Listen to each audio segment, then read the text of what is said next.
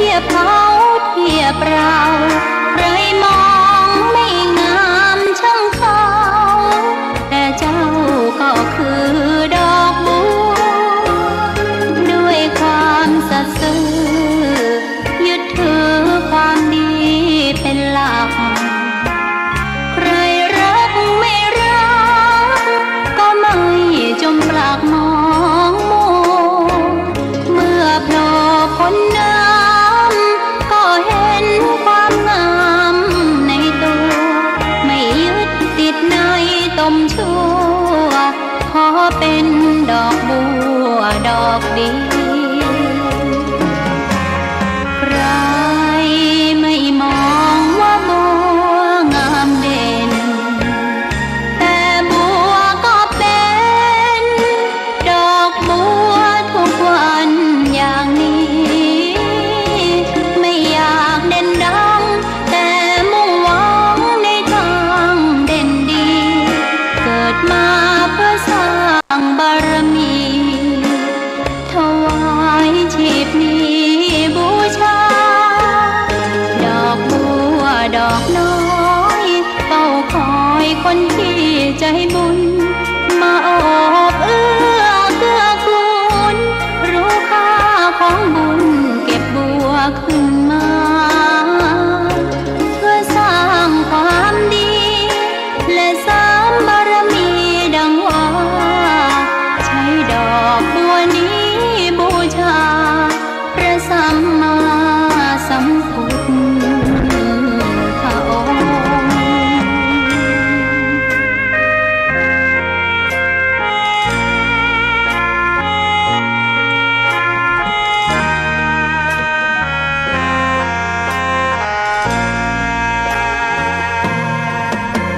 ใคร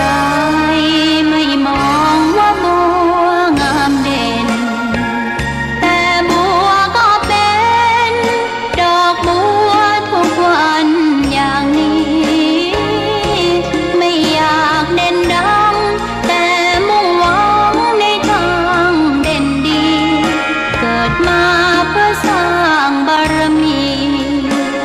ถวายชีพนี้บูชาดอกบัวดอกน้อยเฝ้าคอยคนที่ใจบุญมาโอบเอื้อเกื้อกูล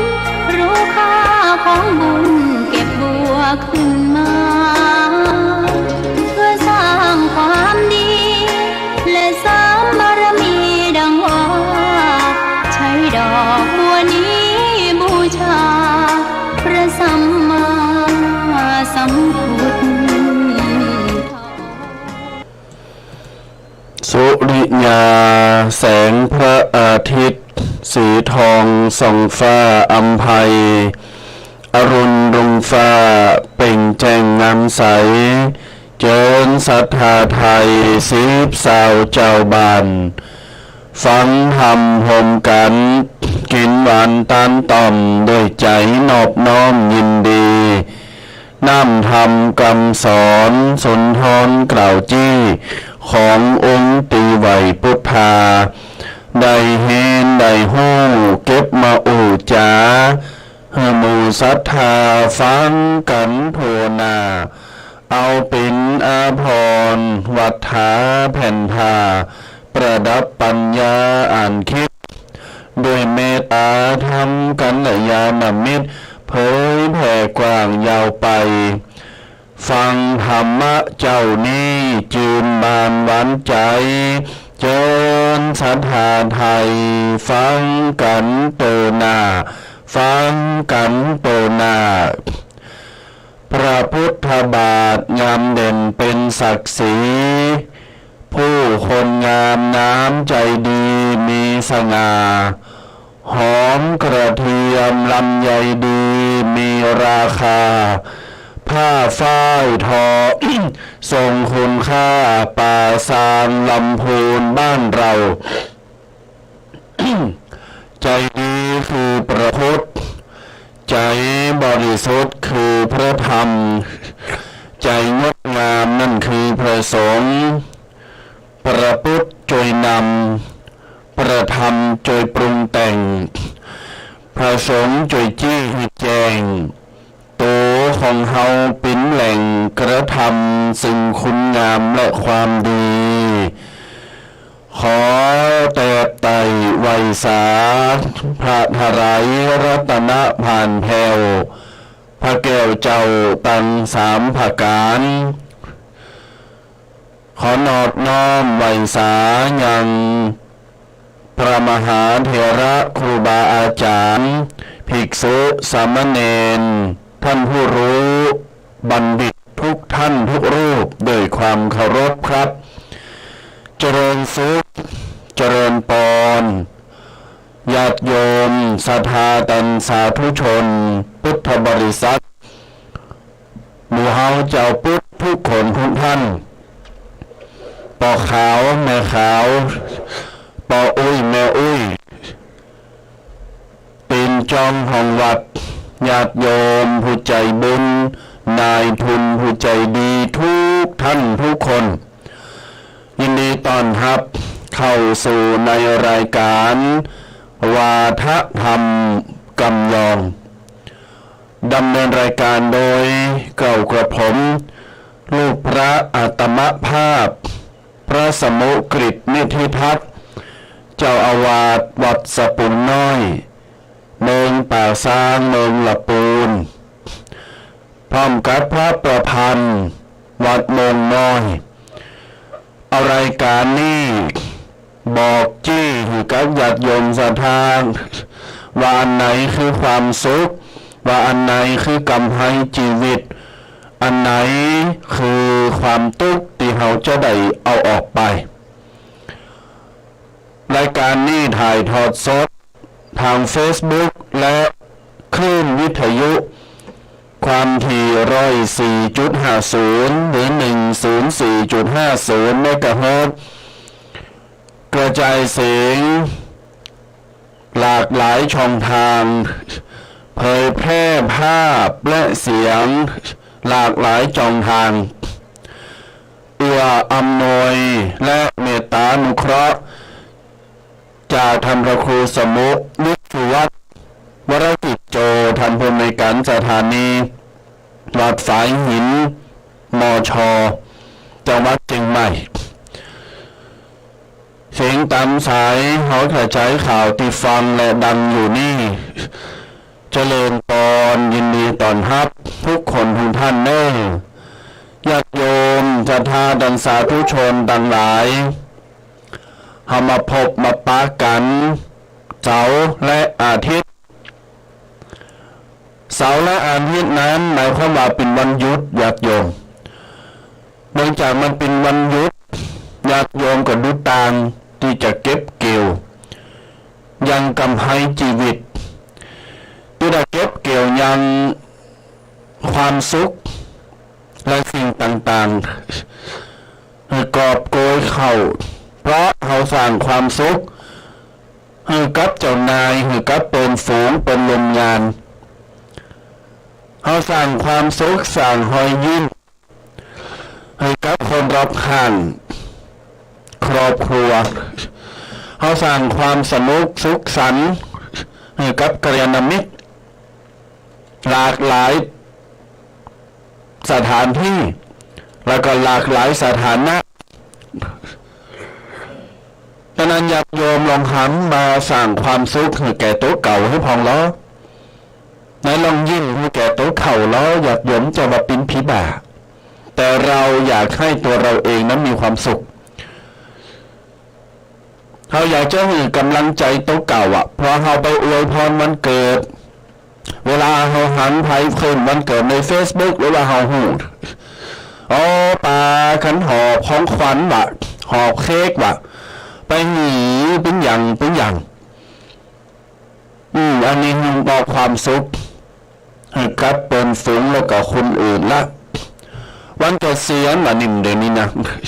วันเกษียณวันอายุราชการวันหันวันนี้ครบรอบอย่างต่างๆกินไข่แต่งงานคืนห้องใหม่แสดงความยินดีเอาของหันเขาหนีไปหีบเป็น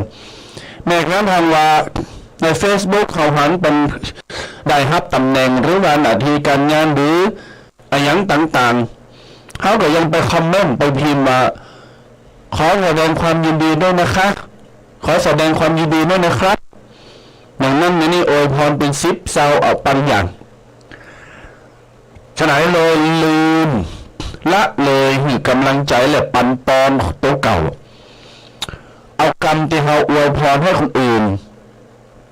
สะท้อนหยิบยื่นมาอวยพรให้ตัวเองบ้างสู้ๆนะบอกเพิ่นอ่ะบอกคนอื่นสู้ๆนะนาทีโต๊ะตาเขาอ่ะโต๊ะตาโต๊ะปีนี้ใครให้นะญาติโยมบอกโต๊ะเก่าอ่ะสู้ๆนะก็บอกโต๊ะเก่าให้พองนี่นั้นแม่ญาติโยมสาธุชนพ่อแม่พี่น้องสถานเป็นตีหักและเคารพอยากจะหือหักโต๊ะเก่าหนักๆอยากจะหือเคารพตัวเองเยอะๆเกียรติโต๊ะเก่าหนักๆเกียรติในที่นี้หมายความว่าให้เกียรติให้โอกาสไม่ใช่ว่าเกลียดนะไม่ใช่ว่าเกลียดชังอันนั้นแล้วญาติโยมพ่อแม่ศรัทธาทั้งหลายคือตัวโน่พอไปตัวโน่จะได้อันยังหำหนักไม่มากก็น้อยไม่น้อยก็มากดังนั้นโยมศรัทธาสาธุชนทั้งหลายวันนี้ครบรอบอายุวัฒนมงคลเดชพระคุณพระพุทธบาทพิทักษ์เจ้านำอำเภอป่าซางว่าพระพุทธบาทตากผ้าพระรามหลวงอำเภอป่าซางละปูนเป็นก็ได้นิมนต์ครูบาอาจารย์พระเจ้าประสงค์ไป10 จัตตาเจริญพระพุทธมนต์กันที่วัดพระบาทตากผ้าเจริญไข่ภูมิเกียรติญาติโยมญาติไปภายเป็นศิษยานุศิษย์ที่เคารพหักไม่กระทั่งสายบุญบารมีของหลวงปู่ครูบาเจ้าพรหมจักรสังวรหรือว่าครูบาพรหมมาวัดพระบาทตากผ้าสืบมายังหลวงปู่อันทันเจ้าคุณพระพุทธบาทพิทักษ์นี้ในวันนี้ก็เจริญปอนดินเจริญใดเนื้อญาติโยมเนื้อที่ว่าพระพุทธบาทตากผ้าพระรามหลวงพระป่าสังละปูนก็มีงานประมาณสักกึ่งวันพิธีนะพิธีกึ่งวันแต่หลังจากบ่ายไปถึงแรงก่อนพระจะสะดวกไปมุทิตาก็แล้วแต่จิตศรัทธาญาติโยมเนื้อพี่น้องศรัทธาทั้งหลายในวันนี้อาตมาพาเป็น2 รูปจะนำปกิณกธรรมหลายหลากมากประการมาอวดเผยแผ่มาบอกเล่ามาบอกกล่าวแล้วก็มาปั่นญาติโยมศรัทธาวันนี้เขาจะปั่นใจซึ่งกันและกันวันนี้โดยเฉพาะในเรื่องของความแสดงความยินดีอาตมาพาเกริ่นหัวข้อก็คือแสดงความยินดีเพราะสืบเนื่องจากครูบาอาจารย์พระเดชพระคุณทั้งหลายได้รับพระราชทานสมณศักดิ์พัดยศเป็นพันเจ้าคุณพองเป็นพระครูสัญญบัตรมีราชทินานามหลายตนก่อนรอมา6 ปี7 ปีบางตนก็10 กว่าปีจนมาได้ในปีนี้ปี66ญาติโยมศรัทธาทั้งหลายเมื่อจะเป็นตั้งละปูนเชียงใหม่ทุกรูปเก่ากระผมขอถวายมุทิตาสักการะแสดงความยินดีอย่างยิ่งนะครับนั้นญาติโยมศรัทธาทั้งหลายวันนี้จะเอาปกิณกธรรมแถวๆเนี้ยมาหยิบยกให้กับญาติโยมศรัทธาทั้งหลายว่าเวลาเราไปแสดงความยินดีเป็นแล้วเนี่ยเขาดีใจก็เป็นแล้วเขาโอยพรเป็นแล้วเอากระเช้าดอกไม้กระเช้าเป็นกระเช้าผลไม้ยังต่างๆของขวัญไปถวายว่าไปมอบให้แก่เปิ่นว่าจะเปลี่ยนไฟฆราวาสหรือบรรพชิตก็ตามในที่นี้เราต้องปีกมาหือโต๊ะเก่าให้เรามาให้รางวัลให้ของขวัญตัวเองเสียบ้างเมื่อว่าในโอกาสใดๆก็ตามเพราะว่าจะเป็นโอกาสไหนก็ตามให้ได้หมดแต่คนอื่นเราให้เฉพาะกรณีพิเศษหรือโอกาสที่จำเป็นเช่นไปแสดงความยินดีอวยพรมันเกิดเลื่อนขั้นเลื่อนตำแหน่งในฐานะได้ยศนั่นนี้เป็นต้น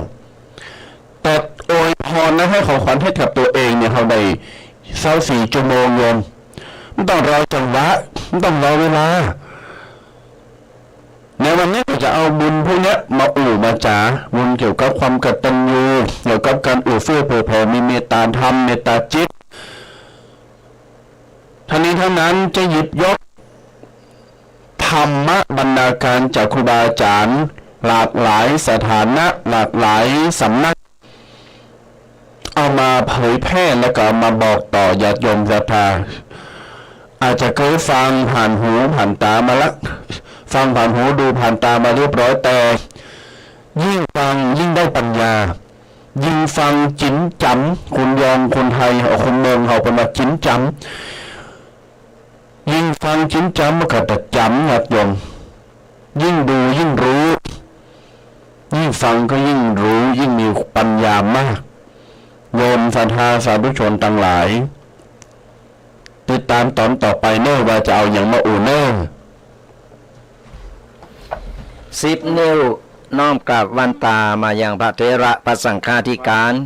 ครูบาอาจารย์จูรูปจูตนโดยความเคารพยิ่งเจริญสุขเจริญธรรมจงบังเกิดมิได้ตันสาธุชนพุทธบริษัทจูผู้จูคนที่กำลังสดับหับฟังอยู่ในขณะนี้แล้วหรือว่าฟังย้อนหลังก็ตาม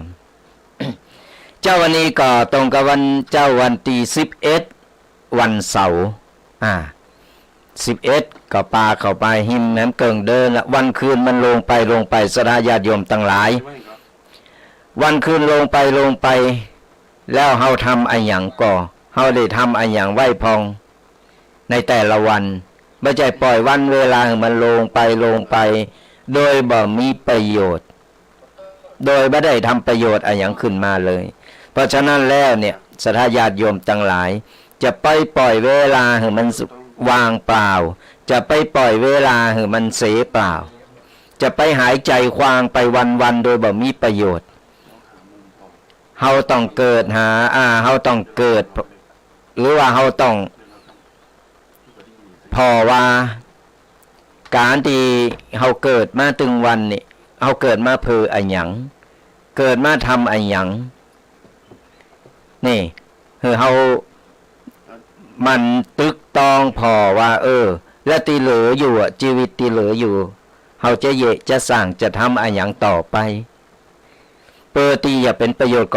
แก่สังคมเพื่อเป็นประโยชน์แก่โตของเฮาเองเฮาก็จะได้ว่าการที่ว่าเฮาเกิดมาบาเสจาดเกิดเปล่าในสาญาติโยมทั้งหลายบ่ว่าสาญาติโยมจะอายุมากอายุน้อยอายุยังเท่าใดก็ตามวันต้องใจเวลาให้มีประโยชน์เนอะใจเวลาเนี่ยมันหมุนไปตึงวันติ๊กไปตึงวันทุกวินาทีเพราะฉะนั้นแล้ววันหนึ่งเกิดประโยชน์สักอย่างหนึ่งก็ยังดีเฮาสร้างทำอย่างที่มันมีประโยชน์สักอย่างหนึ่งเปิดโตตนเองและเปิดส่วนรวมก็ได้นี่ก็ลองกึดตึกตองพอไปปล่อยให้มันวางเปล่าไปปล่อยมันศูนย์เปล่ามันจะเสียเวลาบ่ได้เนาะใจเวลา24 ชั่วโมงเวลา24 ชั่วโมงนี่เท่ากันหมดศรัทธาญาติโยมทั้งหลายบ่ว่าคนตุกคนจนคนรวยคนหยังก็ตาม24 ชั่วโมงเท่ากันหมดแต่เฮาใจเวลา24 ชั่วโมงเนี่ยเฮาใจยังมีคุณค่ากี่ชั่วโมงเฮาใจเวลาพักผ่อนหรือวางเปล่านี่กี่ชั่วโมงเฮาต้องแบ่งเวลาให้ถูกเฮาต้องจัดระเบียบของเฮาเพราะอย่างน้อยเนี่ยเวลาตายไปเฮาก็บ่เสียจัดเกิดว่าเฮาเกิดมาศูนย์เปล่าก็ฝากเป็นข้อคิดให้ศรัทธาญาติโยมฟังกันก็ติดตามลำต้อยกันไปเรื่อยๆนะศรัทธาญาติโยมทั้งหลายกับรายการวาทธรรมกำยองของเฮานี่เดี๋ยวท้ายรายการก็เบอร์เก่าเบอร์เดิมนะโทรมามาคุยมาพบปะมาให้กำลังอกกำลังใจกันว่าฟังแล้วเป็นอย่างใดอย่างน้อยเนี่ยเฮายังให้กำลังใจซึ่งกันและกันมันก็เป็นการดีศรัทธาญาติโยมทั้งหลายเพราะอย่างน้อยเฮายังมีกำลังใจว่าเฮาสู้ต่อไปเฮาสู้บ่ว่าจะเกิดหยังขึ้นก็ตามปัญหายังก็ตามเพิ่นถึงบอกว่าปัญหาเฮาพอดังเม็ดทรายถึงมันจะมากมายหรือมันเยอะแยะจะขนาดไหนมันก็แค่เม็ดนิดเดียวหน่อยเดียวเฮาต้องกึดอย่างอี้แล้วเฮาจะมีกำลังใจขึ้นมาปัญหากูอย่างมันมีทางออกเนอะศรัทธาญาติโยมทั้งหลายจะไปเอาปัญหามาสุมโหโดยว่าบ่กึดบ่ออกว่าจะอย่าทำอย่างใดเพราะฉะนั้นปัญหานึกเลยว่าปัญหา มันมีทางออกเสมอ แต่ต้องใจสติใจเวลากับปัญหานั้นๆก็มันแก้ได้ง่ายหรือจ้าหรืออะไรอย่างใดนี่มันก็อยู่ที่ว่าปัญหาที่มันจะใหญ่จะน้อยสักแค่ไหนแต่ที่แน่ๆทำโตเหมือนน้ำมันไหลไปได้กูซอกกูมุมบ่ว่าจะมุมไหนซอกไหนมีหูหน่อยเดียวมันก็ยังไหลออกไปได้ปัญหาก็เหมือนกันเฮาพยายามเดี๋ยวปัญหามันก็สามารถแก้คลี่คลายได้จากนักเป็นเบาได้วันนี้เฮาได้เอานะปากินนะกะอย่างมามากำเดียวเฮามาฟังกันเนอะสาธญาติโยมทั้งหลายฟังแล้วก้อนใกล้เอาไว้กรรมใดดีอันใดที่เหมาะที่สมควรที่จะนำไปปรับใช้ในชีวิตประจำวันก็สามารถนำก้อนใกล้เอาไปใช้ในชีวิตประจำวันหรือว่าเอาไปสอนลูกสอนหลานบอกลูกบอกหลานก็ได้ว่าฟังตัวเจ้าสองรูปสองตนเนี่ยเป็นมาฟังแล้วเข้าทาใครเอาไปใช้ในชีวิตประจำวันเป็นแสงสว่างนำต่างเอาน้ำทำคำสอนนี่แหละเป็นแสงสว่างนำต่างของชีวิตของเฮาจะบาประมาทในการใช้ชีวิตก็มาฟังมาติดตามกันต่อไปนะญาติโยมสาธุชนทั้งหลายว่าถ้าผู้นำถ้อยคำนักปราชญ์ข้อหนึ่งครูบาอาจารย์ท่านได้บอกว่าถ้าเราจะดูคนเก่งให้เราดูที่ผลงานถ้าเขาจะไปดูลูกหลานก็ให้ดูเขาตีความกตัญญูถ้าเขาจะดูว่าไผเป็นอาจารย์และครูเหมาะสมให้ดูตีความคิดแล้วก็ถ้าเขาจะดูว่าไผสมควรที่จะคบเป็นเพื่อนหรือมิตรดูที่ความจริงใจและก็ถ้าเราจะดูที่ไผเหมาะสมว่าจะเป็นผู้หลักผู้ใหญ่ดูที่การกระทำแล้วก็ จะดูว่าไผเหมาะสมสมควรที่จะเป็นผู้นำก็ไปดูว่าคำพูดและการวางตัวญาติโยมศรัทธาทั้งหลายไปดูที่คำและการวางตัวดังนั้นทั้งหมดนี้ญาติโยมศรัทธาทั้งหลายโยมเป็นคอมเมนต์ว่าเสียงใน Facebook แตกแล้วก็บัชัดเสียงมันบีนโมทนาเนอร์ญาติโยมเนอร์ขออภัยเนอร์ก็พยายามปรับแล้วก็แก้ไขให้มันดีที่สุดอยากจะฟังทั้งสองทางเนาะทางที่หนึ่งเนี่ย Facebook เป็นบอกว่ามันแตกตอนนี้ปรับแล้วดีหรือยังโยม Facebook ชื่อว่าบ่าวเท่าคิโลอีนะลองคอมเมนต์มาตอนเนี้ยตัวเบแดงมันปรับแล้วดีหรือยังทางสถานีวิทยุถ้าใครที่ฟังวิทยุอยู่ก็เดี๋ยวตอนนี้ก็ขอเมตตาได้โทรมาแจ้งเลยนะครับตอนนี้เลยเนาะครับเนาะ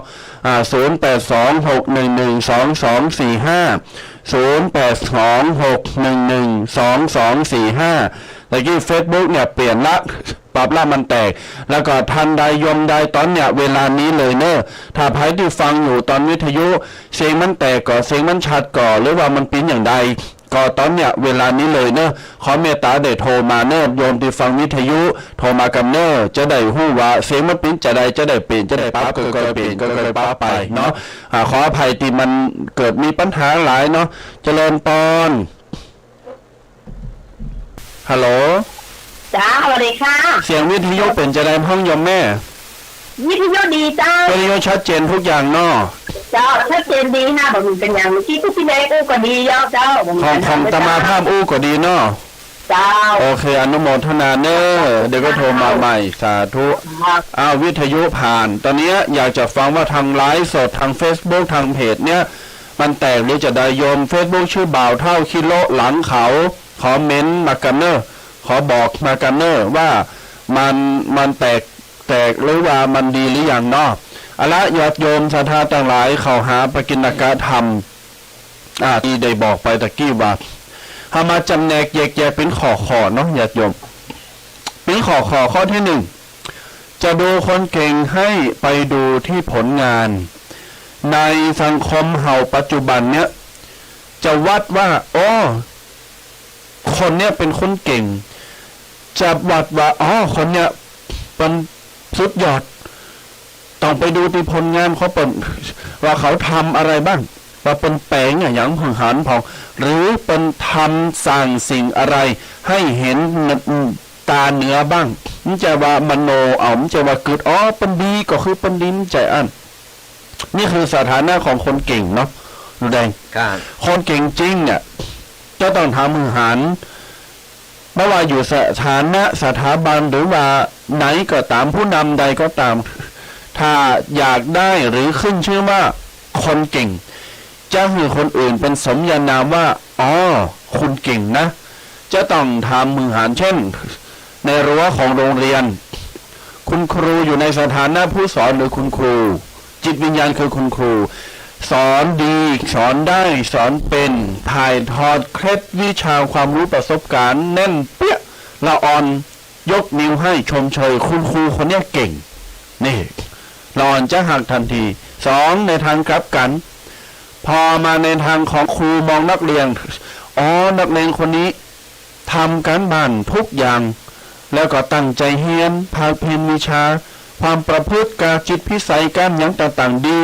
นักเรียนคนนี้เก่งนี่เห็นด้วยตาเนื้อมันจะมาหันเฉพาะความคิดเขาเก่งแค่นั้นในวัดก็เหมือนกันญาติโยมหันตุเจ้าหันพระเนนเป็นบิณฑบาตเป็นไหวพระสวดมนต์เป็นทำหันทำนี่เป็นพัฒนานี่เขาทำก็ต้องชมว่าเขาเก่งอย่าคิดว่าตัวเจ้าตัวนั้นเก่งพระเน้นตัวนั้นเก่งแค่ความคิดต้องหันด้วยตาเนื้อในทางกลับกันพระเนนหันญาติโยมเวลาไปบิณฑบาตเวลาไปคิดไปงานไปหันไปหนีไปการไปผอบ้านไปผอมยังต่างๆพอกิริยาท่าทางโยมคนนั้นเป็นดีโยมประหลงโยมคนนั้นโยมนายกคนนั้นโยมปอโยมแม่คนนั้นเป็นปกครองเป็นหักลูกหักหลานเป็นทำหันทำนี่เขาหัน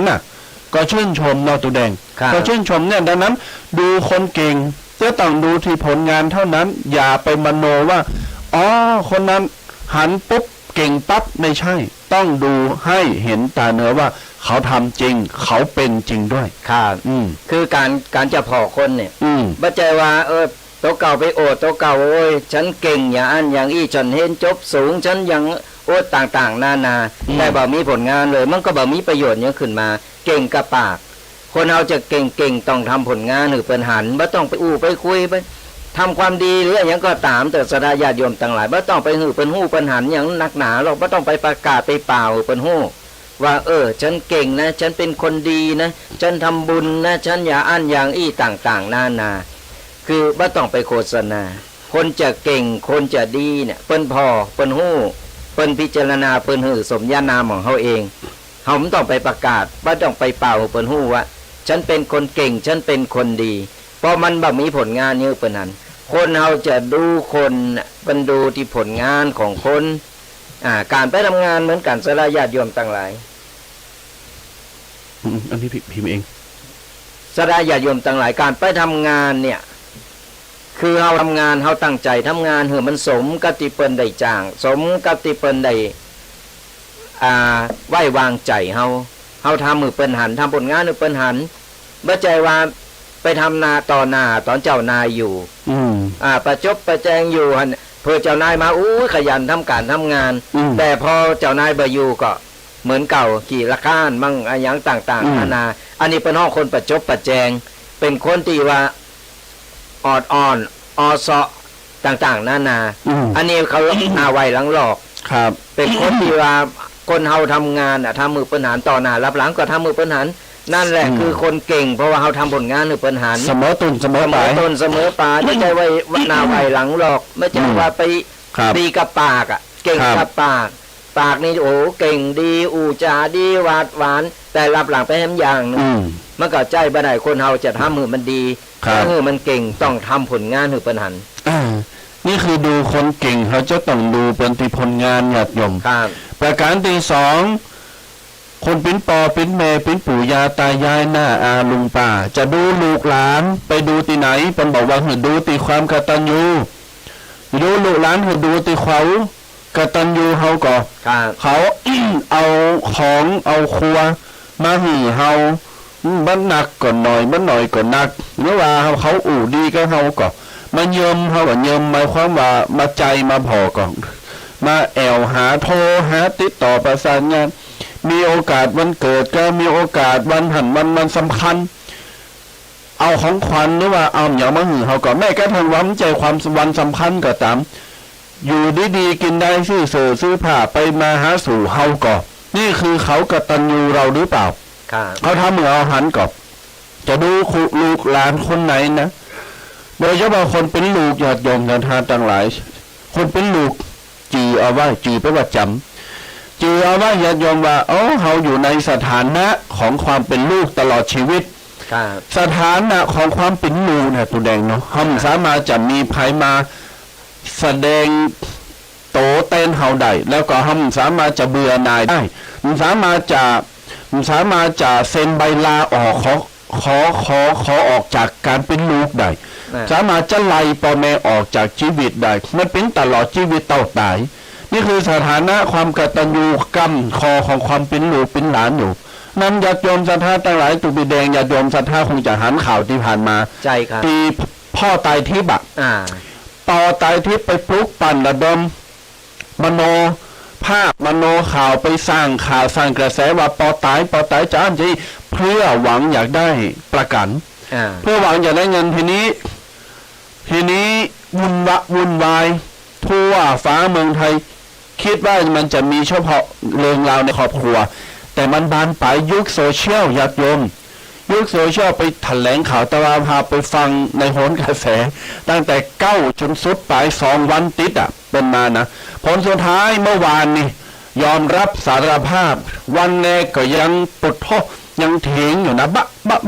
ะใจเป็นยังงั้นยังโขดใส่คนนั้นคนนี้อยู่ก็ไปสาบานจุดถูกสาบานกูอ่านกูอย่างไปล่อเล่นนะมันบดีเนอะโดยกระแสสังคมกระแสโซเชียลรับไม่ไหวทนไม่ไหวก็ทัวลงกันนี่ใจว่าการเดียวนะทัวเป็นพันคันญาติโยมลงตีแม่ลูกคู่นี้ญาติโยมศรัทธาตั้งหลายแต่มาพามวันแรกตีเด็กในได้พอการในเรื่องของเรื่องนี้ตัวใบแดงมีกรรมหนึ่งที่ปิดท้ายประโยคของข่าวนี้ของการสัมภาษณ์นี้ผู้หญิงคนนี้ที่เป็นเรื่องที่เป็นเหตุเนี่ยใจกำต่อหน้าปอว่าทีแรกคนเป็นปอก็บอกว่านักข่าวพิธีกรถามว่าคุณพ่อมีอะไรบอกกับลูกไหมก็บอกว่าถ้าทำจริงก็ยอมหับมาเตอะปอจำว่าอย่างหืออภัยทุกสิ่งทุกอย่างปอเปิดออกมาว่าปอหืออภัยทุกสิ่งอย่างเพราะคุณเป็นลูกฉันลูกสาวคนเนี่ยพ่องพลูออกมาทันทีทันใดว่าหนูไม่ให้อภัยพ่อตลอดชีวิตน้ำหูน้ำตาของความเป็นพ่อไหลออกมาโดยหูโตญาติโยมไปพอในข่าวเนาะญาติโยมพอถูกพอตะวามาปุ๊บสีหน้าท่าทางบุคลิกอ่อนลงทันทีร้องไห้กลางรายการร้องไห้ไหว้สวยโรยกระเช้าดูเท่าไม่ถึงการสีประโยคนี้มาทันทีญาติโยมยอมรับสารภาพว่าปุ๊กข่าวมาปั่นข่าวมาสร้างกระแสสร้างข่าวเพื่อหวังนั่นหวังนี่เนี่ยญาติโยมศรัทธาทั้งหลายจะดูลูกหลานไปดูแต่ความกตัญญูลูกหลานคนไหนเป็นโอเคกับเฮาก็ลูกหลานคนไหนเป็นปากดีดีกับเฮาไปมาหาสู่เฮาถึงแม้ว่าลูกของเฮาหลานเฮาไปอยู่ต่างจังหวัดไปทำงานไปมีครอบครัวใหม่ไม่ว่าที่ไหนก็ตามโทรหาบ้างไหมเอาของมาหี่พองก่อส่งมาหี่ก่อไลน์มาหาพองก่ออันนี้เป็นต้นญาติโยมศรัทธาดูการกระทำของลูกหลานว่าเขากตัญญูเขาก่อนี่คือความกตัญญูญาติโยมศรัทธาดังนั้นวันนี้ก็เลยจะเอาความกตัญญูมาญาติโยมศรัทธาได้ฟังอยู่5สถานะตุบิแดงวันนี้อยากมามาโจยกันข้อที่1เป็นบอกว่าอุปติคุณแปลว่าบุญคุณที่ให้กำเนิดเกิดชีวิตและร่างกายอุปติคุณแปลว่าอุบัติขึ้นตอนหูเฮาเกิดขึ้นมาแล้วเนี่ยคือบุญคุณความกตัญญูเฮาในฐานะของความเป็นลูกหรือเป็นหลานหรือไผก็ตามจะต้องตระหนักว่าเป็นก่อกำเนิดเกิดเฮามาแต่บางคนลืมเนี่ยตัวแดง บางคนนี่อากตัญญูอ่ะดีนี่เนาะ บางคนก็จนพ่อแม่น้อยอกน้อยใจว่า เออ แค่มาอาศัยบ่ได้อาศัยเกิดบ่ได้ เออ คือมันเป็นกำที่วันบั่นทอนจิตใจพ่อแม่ ครับ เพราะฉะนั้นอย่าหาทำนะสัญญาติโยมทั้งหลายละเอกละอ่อนก็ตาม ที่ฟังอยู่วันนี้วันหยุดก็ฟังแล้วก็สำนึกเนี่ยการที่เขาได้เกิดมาแต่ละครั้งเกิดแล้วนะว่า การที่เขาจะเกิดมาเป็นมนุษย์ใดเนี่ย มันแสนจะอยากเห็นขนาดไม่ใจว่าตายไปเลยจะมาเกิดใหม่เลย มันไม่ใจอย่างนั้นต่อไปใจกรรมใจเวรหรือเกษตรกรรมแล้วเวรว่ายตายเกิดกว่าจะได้มาเกิดบนในต้องของมนุษย์ใดมาเกิดมาเป็นมนุษย์ เกิดมาจะบอกว่าพ่อแม่จ่องนางรุ่นนั่นละต้องไปสมัยประเดี๋ยวมันเดียวเราอุลตร้าพอบางคนรุ่นละสมัยแต่ก่อนนี้รุ่นลูกออกมาจะครบก่อจะครบ32ประการก่อลูกออกมาจะเป็นอย่างใดเพราะออมปล่อยให้เก่าเดินอยู่ในต้องนี่กว่าจะได้ออกมาเป็นมนุษย์ลืนตาพอโลกใดเพราะฉะนั้นนี่คือเป็นบุญคุณอันยิ่งใหญ่ที่สุดในชีวิตของเฮาคือเฮานึกเสมอว่าก้อนหมีปอมหมีแม่เฮาบ่ได้มาเกิดบ่มีไผเกิดในหน่อไม้บ่มีไผมาเกิดในไอ้ดอกโบในไอ้อย่างต่างๆนั่นเพราะฉะนั้นแล้วเนี่ยคือเฮาต้องมีจิตใต้สำนึกอยู่เสมอว่าพ่อแม่ที่ถึงมีพ่อแม่นั่นแหละเฮาถึงได้เกิดมาเป็นมนุษย์ใดและเฮาเป็นมนุษย์ที่ครบ32ประการได้ก็เพราะว่าพ่อแม่นี่เลี้ยงดูออมเพาะออมปล่อยคนที่ไม่เคยมีลูกแล้วจะฮู้ว่าการเลี้ยงลูกการที่ลูกอยู่ในต้องเป็นอย่างไรต้องอดอยากก็อยากหยังก็บ่ได้กินโกไปแป้ลูกโกไปต่างๆนาโกลูกจะบาสบายโกลูกบาดีบานะต้องออมเพาะออมปล่อยนี่ก็แค่เฮากินข้าวกัดต้องบ่ได้นี่ตุพีเเอายืงอึ้งแล้วอันนี้ละคนตึงคนอยู่ในต้องตึงเก่าเดินก็กึดพอเตอะมันลำบากและทรมานขนาดไหนไอ้บ่พอตอนที่ออกลูกแหมเนี่ยออกลูกนี่โอ้ยบดเดียวยังดีนะมันยังพาออกก็มันใหญ่ยังพาออกอย่างได้สมัยตะก่อนนี่เอาผ่าตองเนี่ยไปแขวนคือบุญไงผ่าตองไปแขวนคือก็มีกับหมอตำแย่หมอบ้านอ่ะไม่ใช่หมอที่ว่าเหมือนสมัยบดเดียวกว่าจะออกลูกใดนี่ห้องให้หิมตายเหมือนตายไปแล้ว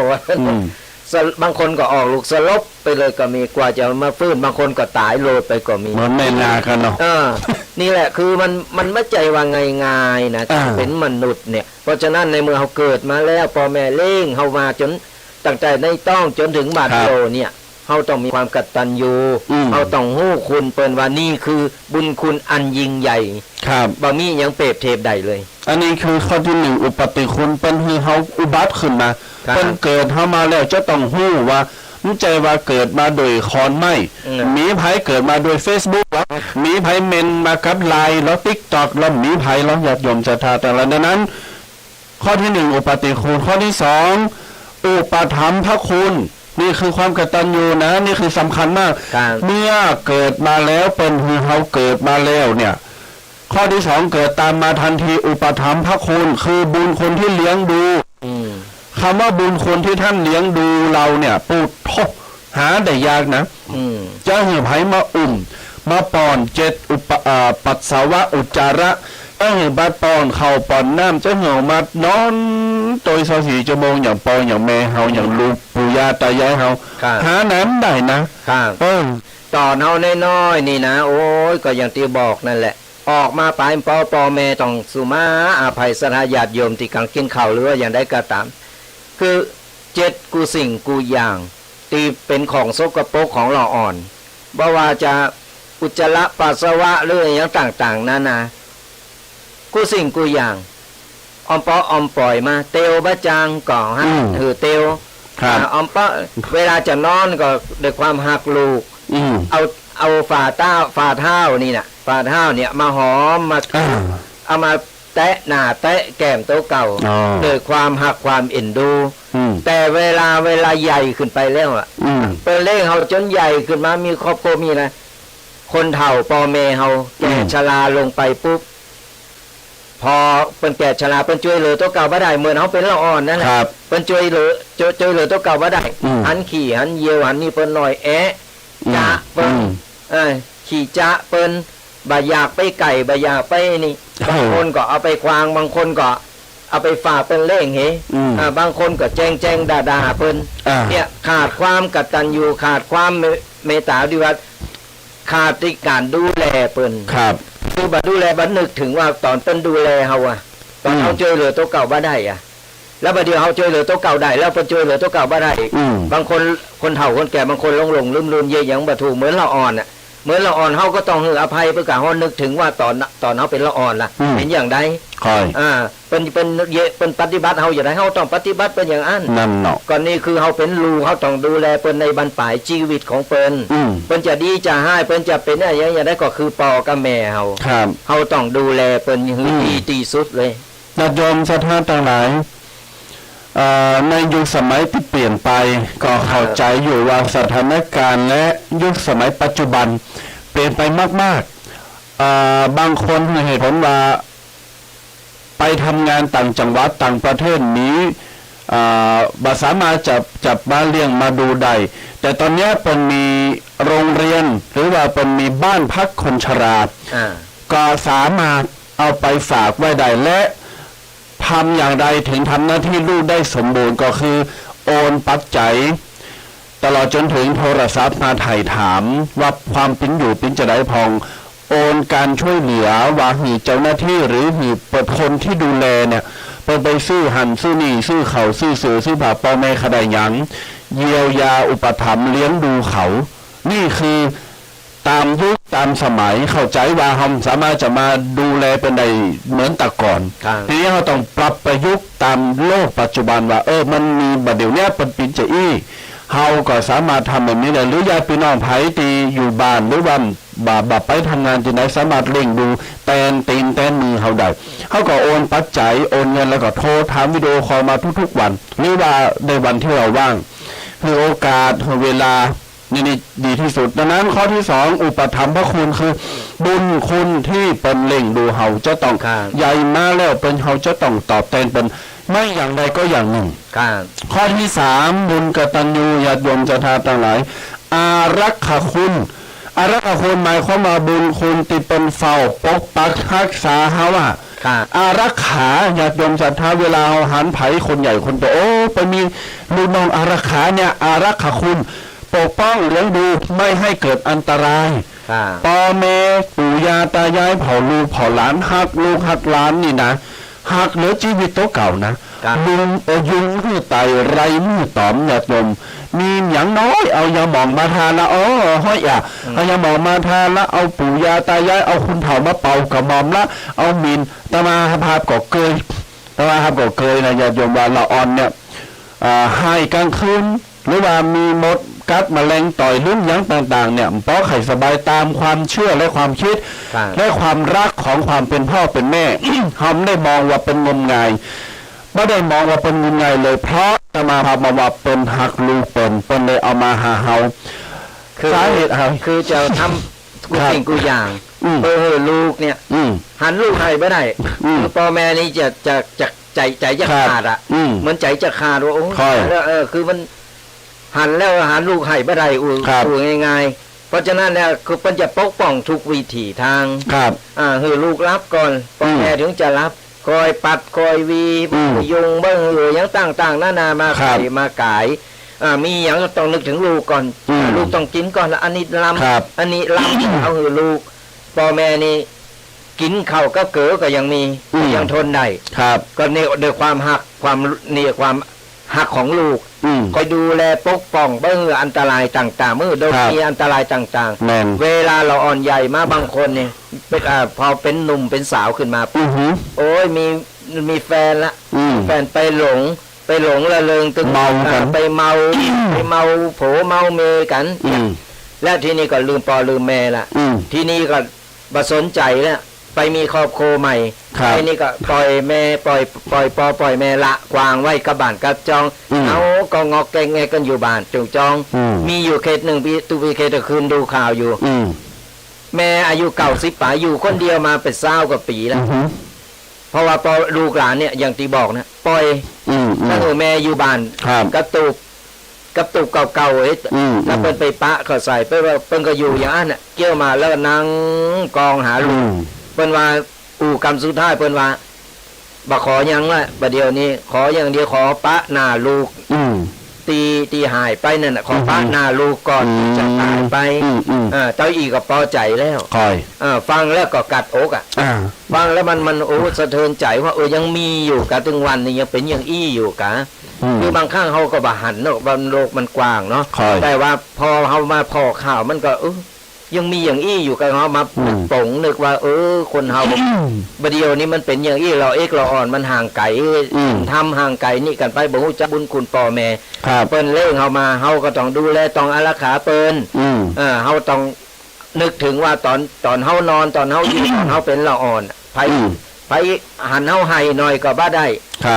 ไปไผตบไผตีก็บ่ได้เป็นโดดเป็นแค่แม่นต้องคอยดูแลคอยกู้สิ่งกู้อย่างจะไปไหนก็เตียวบ่ไหวก็เจไปกะกู้สิ่งกู้อย่างทำหมดกู้สิ่งกู้อย่างเพื่อลูกอย่างเดียวแม่นคือดวงใจญาติโยมศรัทธาทั้งหลายดังที่เจ้าให้ฟังญาติโยมที่ผ่านมานี่มีพ่อแม่ในหมู่บ้านนั่นแหละในบ้านสะพุงนั่นแหละคนคู่หนึ่งเอาเมื่อปีแล้วนี่มาได้กำลังเกิดใหม่ก่อนจะเกิดภายใน1 วันเนี่ยก่อนจะเกิดภายใน1 วันคือยายเข้ามาหาประมาหาเขาตั้งจือคือการว่าจะเกินพุกแล้วเขาก็โหคนที่กำหนดเดือนมี3ใจครับเป็นว่ามันได้แล้วก็เลยจำเดือนนี้เกินแล้วนะ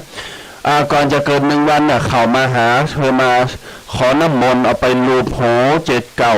ลูกตองนี่คือความเชื่อและความศรัทธาหวังจะให้ลูกเกิดและออกมาดีและสมบูรณ์ที่สุดพึ่งใบบุญของปู่พระพึ่งใบบุญของพระรัตนตรัยเขากับเป่าน้ำมนต์ใส่ทีนี้เอาไปแล้วป๊อกโต๊ะแหมสมานสักกึ่งชั่วโมงเนี่ยโทรมาขอตั้งจือลูกคือกรรมทั้งชื่อจริงและชื่อเล่นวะเฮาก็โหประเด็นนี้เกิดแล้วกะพอเปิ้นบอกว่าเกิดปุ๊บเนี่ยแล้วก็โทรมาหาเฮาทันทีเราขอเอาจือจริงกับจือลิ่นมาเลยเฮาก็ฟ้าวเซาะมือเซาะวันเอาอายุเอาพศเอาเลขนั้นนี่ของต่อเข้ามาบวกลบคูณหารเป็นศาสตร์ตามครูบาอาจารย์ที่เพิ่นสอนมาเฮาก็ไขว่ไปไขว่มาก็ตกได้แล้วก็เซาะจือตั้งจือหูเป็นแล้วก็ตึงจือลิ่นประเดี๋ยวก็มีตึงจือเต้จือลิ่นทีนี้พอเกิดมาแล้วปุ๊บประเดี๋ยวนี้ได้ประมาณสัก1 เดือนละมาหาเฮาติวาดเฮากัดอกเฮาก็คำแรกญาติโยมศรัทธาทั้งหลายกำแรกเป็นคนเป็นแม่ของเราอ่อนคนนี่นะเป็นบอกว่าตุปีเจ้าจะข้าเจ้าเอาลูกของตุปีมาหือเจ้าเฮานี่กัดอกเฮาก็ถามมาโหยังว่าเป็นคนเป็นแม่ก็บอกว่าก็ตั้งแต่ก่อนจะเกิดเป็นตุปีพอเกิดแล้ววินาทีที่เกิดทันทีปุ๊บก็เป็นตุปีหยังก็เป็นตุปีก็ยกคือเป็นลูกตุปีในทางความเชื่อและทางศาสนาณเวลานั้นเฮากัดอกเฮากันน้ำตาไว้เฮาก็เปิ้นบอกว่าตุปีขอปันป้อนขอเป่ากระหม่อมขอเย็นหยังก็ได้ขอตั้งแต่นี้ต่อไปให้ลูกข้าเจ้าได้อยู่เย็นเป็นสุขญาติโยมศรัทธาทั้งหลายตมาภาพก็เอามาอุ่มแล้วก็เป่ากระหม่อมจอมโหเป่ากระถาจิปิโสยังก็เอาพระรัตนตรัยเข้าหุ้มครองแล้วก็เขาก็มัดมือเตยพอผิวยังบอบบางก็เอาไหล่สืบมนต์มาปัดหั่นปัดนี่ปันปอนเซตเรียบร้อยก็เอาซุ่มไปเจ๊หน้าผากเตะต้องเตะหั่นเตะนี่แล้วก็แล้วก็เพิ่นบอกว่าขอตุปีแล้วก็อธิษฐานจิตให้กรรมขอเชิญสิ่งศักดิ์สิทธิ์มาปกปักคุ้มครองเป็นกรรมสิ่งที่มันทำมาที่มันขอวอนวานตามาภาพเนี่ยญาติโยมตามาภาพบ่ได้บอกว่าเขางมงายเพราะเขาเป็นแม่ทำหน้าที่แม่ที่ปกป้องและคุ้มครองและแสดงออกถึงความรักลูกให้ดีที่สุดปอนจะทำทุกวิถีทางให้ลูกติดออกมาจากต้องเป็นเก่าเดิน10 เดือนเนี่ยดีที่สุดนี่คือความรักความทุ่มเทเขาตมาพาไปมองว่าเป็นงมงายเลยนี่ญาติโยมศรัทธาต่างหลายดังนั้นนี่คือข้อที่3อารักขานี่แหละอารักขาก็คืออารักขาการคุ้มครองคอยเฝ้าปกป้องดูแลทุกวิถีทางให้ลูกอยู่รอดปลอดภัย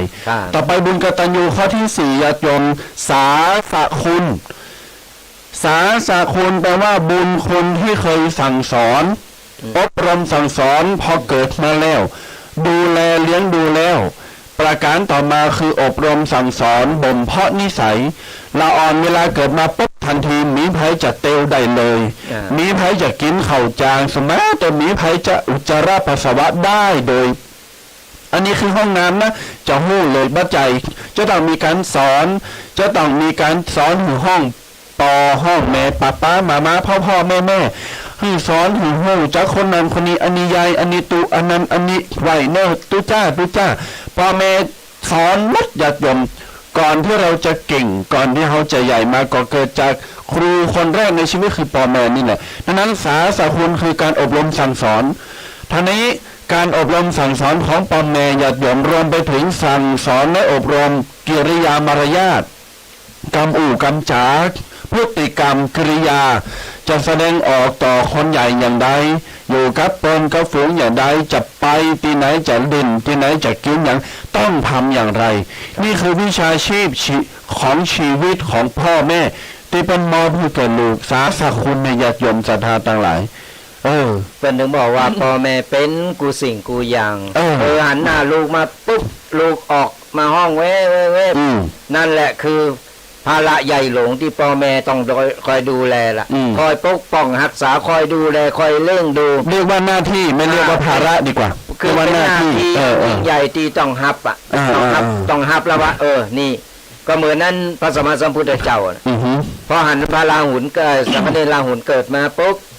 อุทานออกมากำเดียวว่าโหเกิดขึ้นแล้ว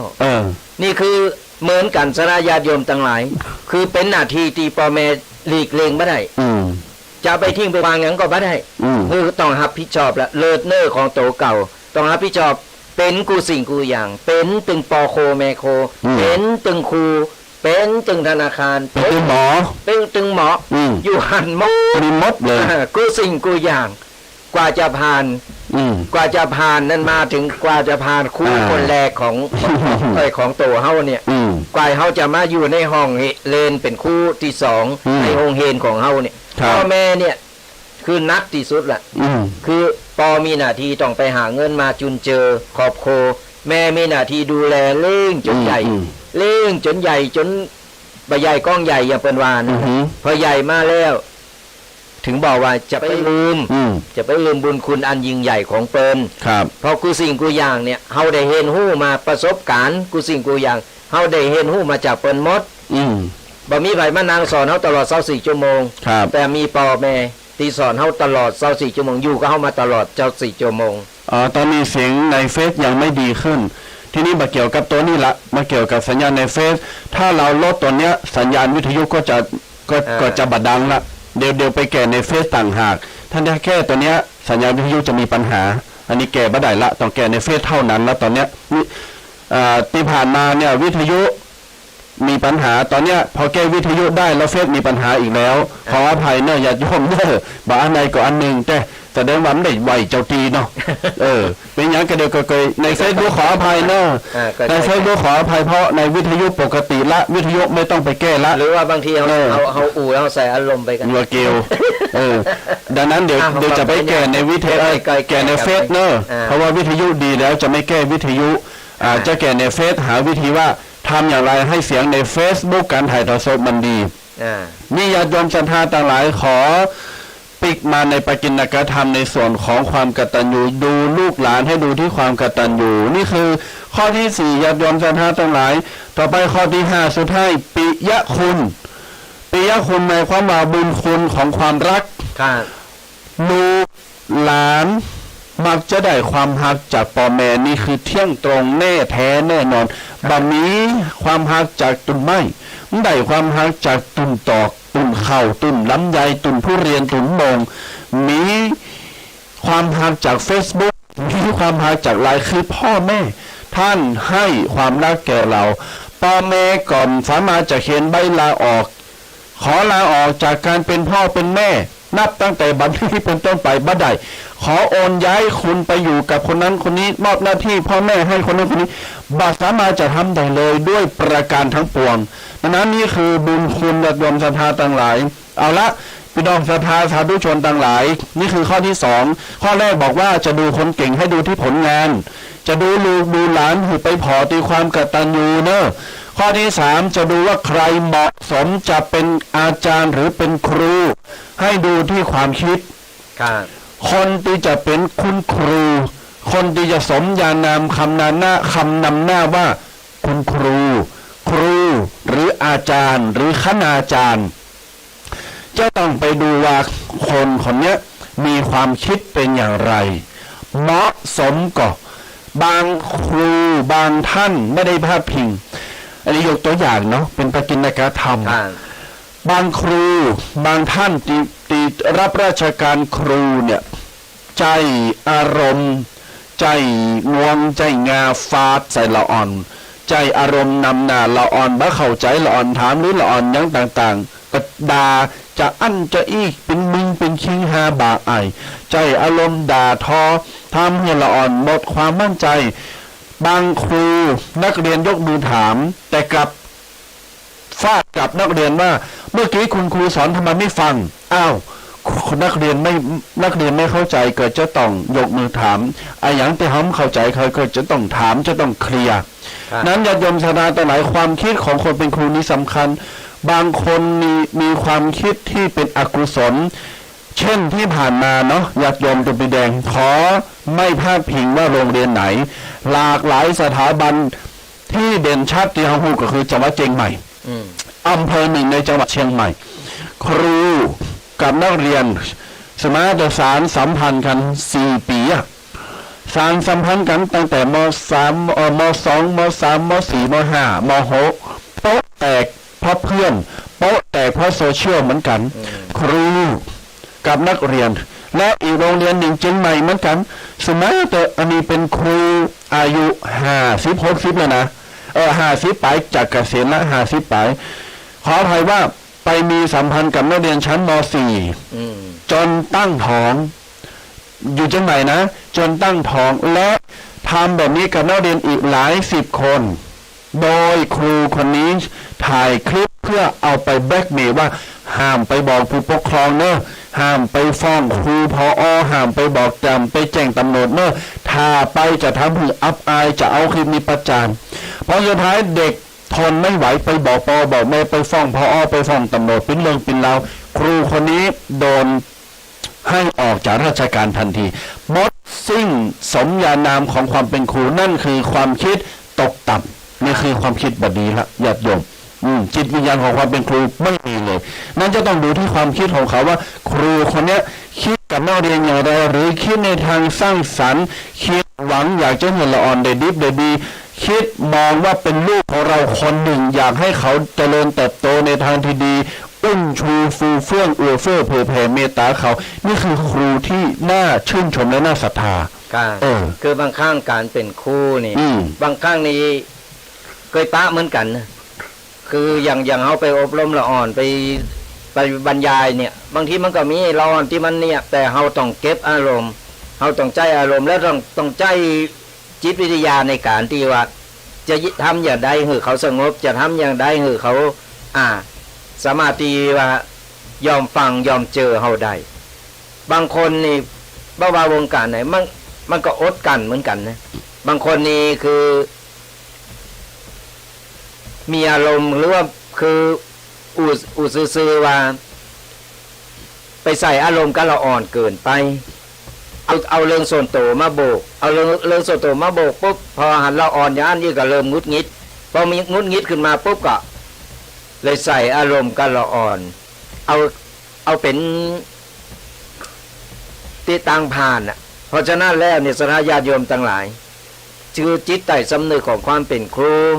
บางคนเพิ่นก็ดีนะบางคนโอ้หลายคนน่ะตีเปิ้นนี่เอาก็สรรเสริญเยินยอเฮาก็เคารพนับถือเปิ้นก่อนบ่มีครูเฮาก็บ่มีความรู้เหมือนกันแต่ในมือบางมันมีครูวงการศรัทธาญาติโยมทั้งหลายมันมีครูวงการอย่างเอี้ยมันจะมีบ่กี่คนหรอกแต่เพราะฉะนั้นแล้ว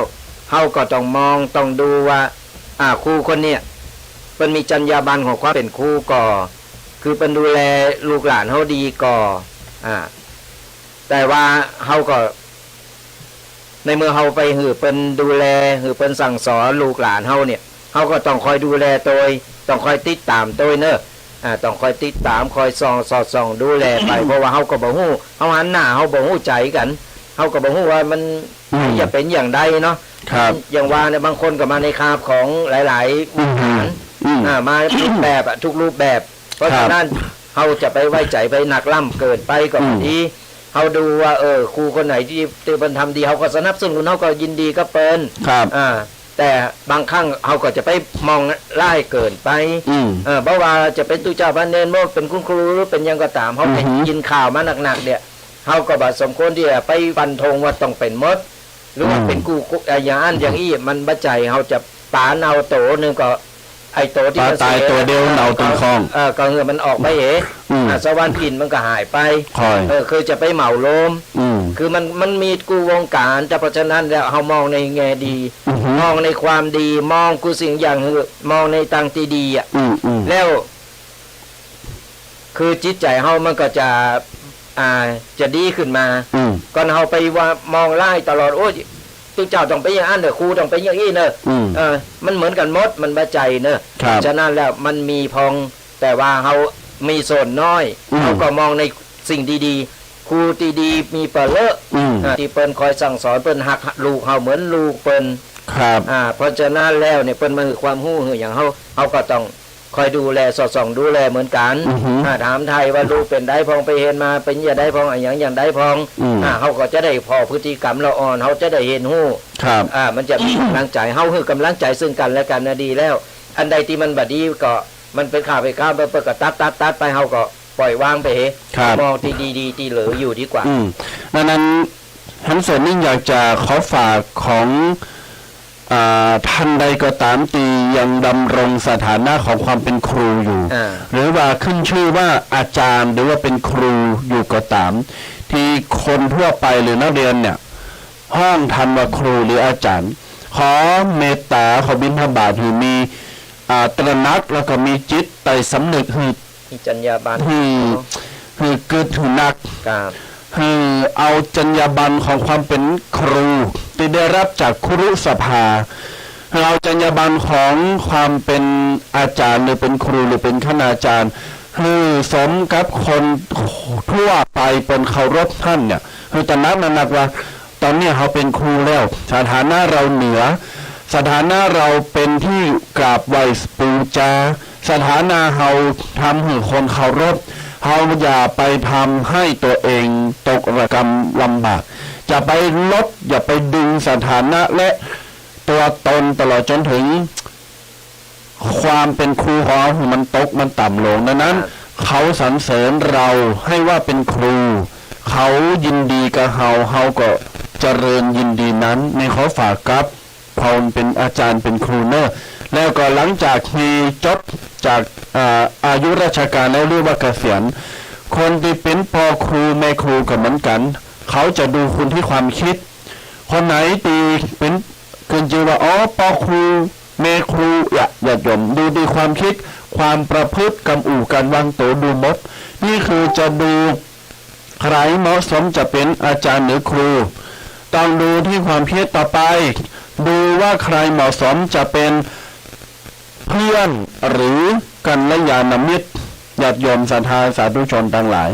ให้ดูที่ความจริงใจอันนี้ดูไม่ยากเลยดูที่ความจริงใจญาติโยมศรัทธาทั้งหลายว่าเจ้าหมูเจ้าฝูงหรือว่ามิตรหรือว่าเปิลคนเนี้ยเขาจะไปโดยเขาได้มึนก่อนจะอยู่โดยเขาใดก่อนเขาจะเปิดใจให้เขาใดก่อนจะคบหาสมาคม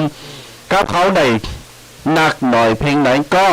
คือพิจารณาดูที่ความจริงใจญาติโยมศรัทธาคำว่าความจริงใจมีสถานะของเพื่อนมีสำคัญมากๆเช่นเวลาเพื่อนมีปัญหาหรือว่าเวลาเขามีปัญหาวัดว่าเราสามารถปรึกษาได้ไหมถ้าปรึกษาได้แล้ววัดขั้นที่สองว่าเขาจะเอาเรื่องที่เขามาปรึกษาไปฟ้องหรือไปบอกหรือไปเล่าต่อหรือเปล่านี่คือระดับที่สองนี่คือความว่าเพื่อนญาติโยมถ้าไม่ทำแบบนั้นหักกันได้สนิทใจเลยนี่คือความจริงใจของเพื่อนมิตรอย่าเป็นมดทรยิตหรือมิตรทรยศ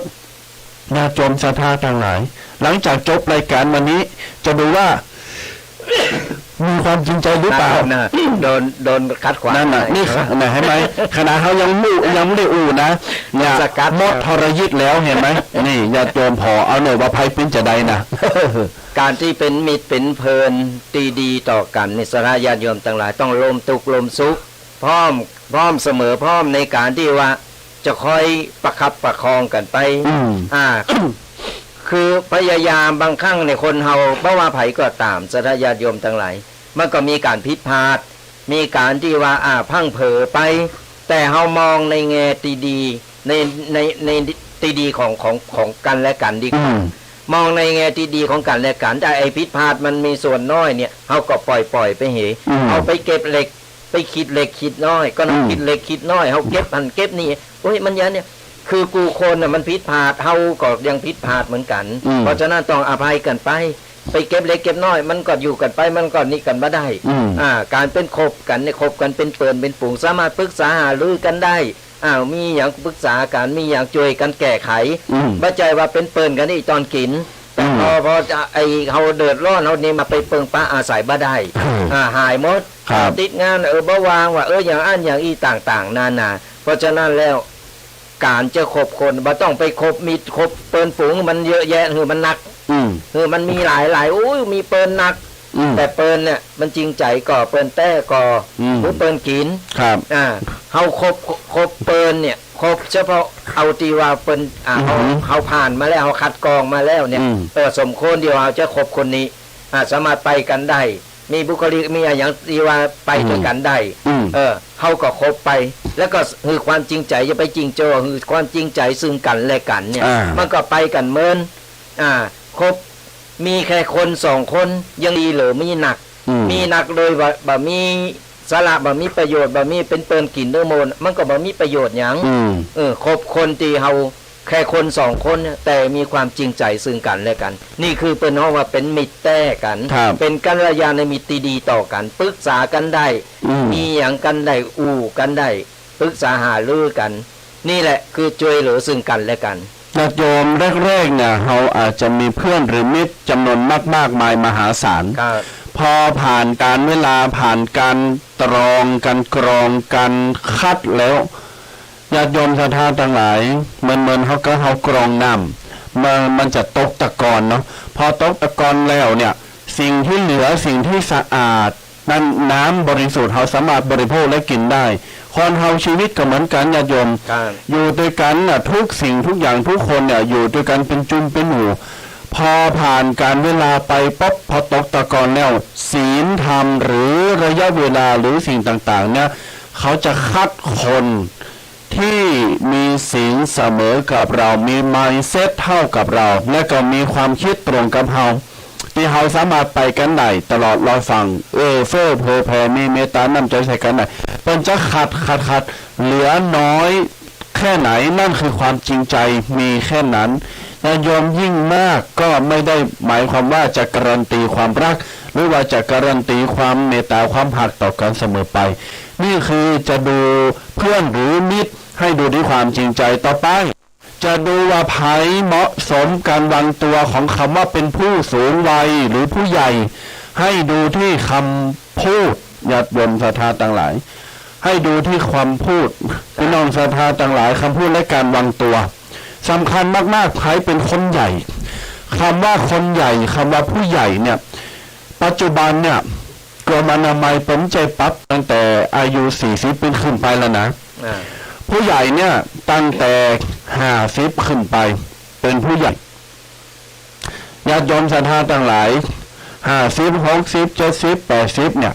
เป็นปรับใหม่ละกระบวนการเป็นวิเคราะห์ใหม่ขึ้นชื่อว่าเป็นคนใหญ่เป็นผู้ใหญ่ต้องดูว่าความคิดเป็นอย่างไรกำอู่กำจากิริยาท่าทางการแสดงออกเป็นจะใดการวางตัวเหมาะสมหรือไม่เหล่านี้ประกอบหล่อหลอมหือหันว่าคุณเหมาะสมจะเป็นผู้หลักผู้ใหญ่นะคุณเหมาะสมจะเป็นผู้นำเนี่ยเป็นปโลงเป็นกำนันเป็นนายกนั่นนายกนี่เป็นสสเป็นสทสบจสบจอย่างต่างๆตำแหน่งหน้าที่การงานคุณวางตัวอย่างไรวางตัว ไก่ชิดก็วางโต๊ะหือสนิทกันก็เข้าหาง่ายก็ถือตัวหรือเปล่ากำอูกำจ๋าคุณฟาดไปไหมคุณอูหุ่นก็กำอูอ่อนก็แข็งก็กระดังก็มีหางเสียงก็กิริยาล่ะแข็งไหมไหวไหมทักทายไหมยิ้มแย้มแจ่มใสทักทายสนทนามีน้ำใจต่อกันไหมแต่ละอย่างแต่ละอันเนี้ยหล่อหลอมประกอบให้ดูว่าเหมาะสมจะเป็นผู้นำก็เหมาะสมจะเป็นผู้ใหญ่หรือเปล่านั่นนี่เป็นต้นนะโยมศรัทธาต่อหลายผู้ใหญ่บางคนนี่ก็ไม่น่านับถือเนาะ ครับ ผู้ใหญ่บางคนนี่ทำโตเหมือนละอ่อนก็ไม่ใช่ว่าจะเป็นละอ่อนแหละเป็นละอ่อนนั่นแหละแต่ว่าละอ่อนเสเพล อ่า ไปหั่นไปหนีก็ไปเล่าปน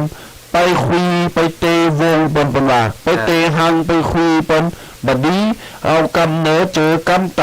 ตใส่กำเหนือเอาวัดไปเปาะหั่นเอานี่มาเปาะวัดกูอ่านปันอย่างอยู่ในคนคนเดียวที่ขึ้นชื่อว่าเป็นผู้ใหญ่มันน่าเคารพเลยญาติโยมจะไป น้องแก่แล้วแก่เลยแก่กะโหลกกะลา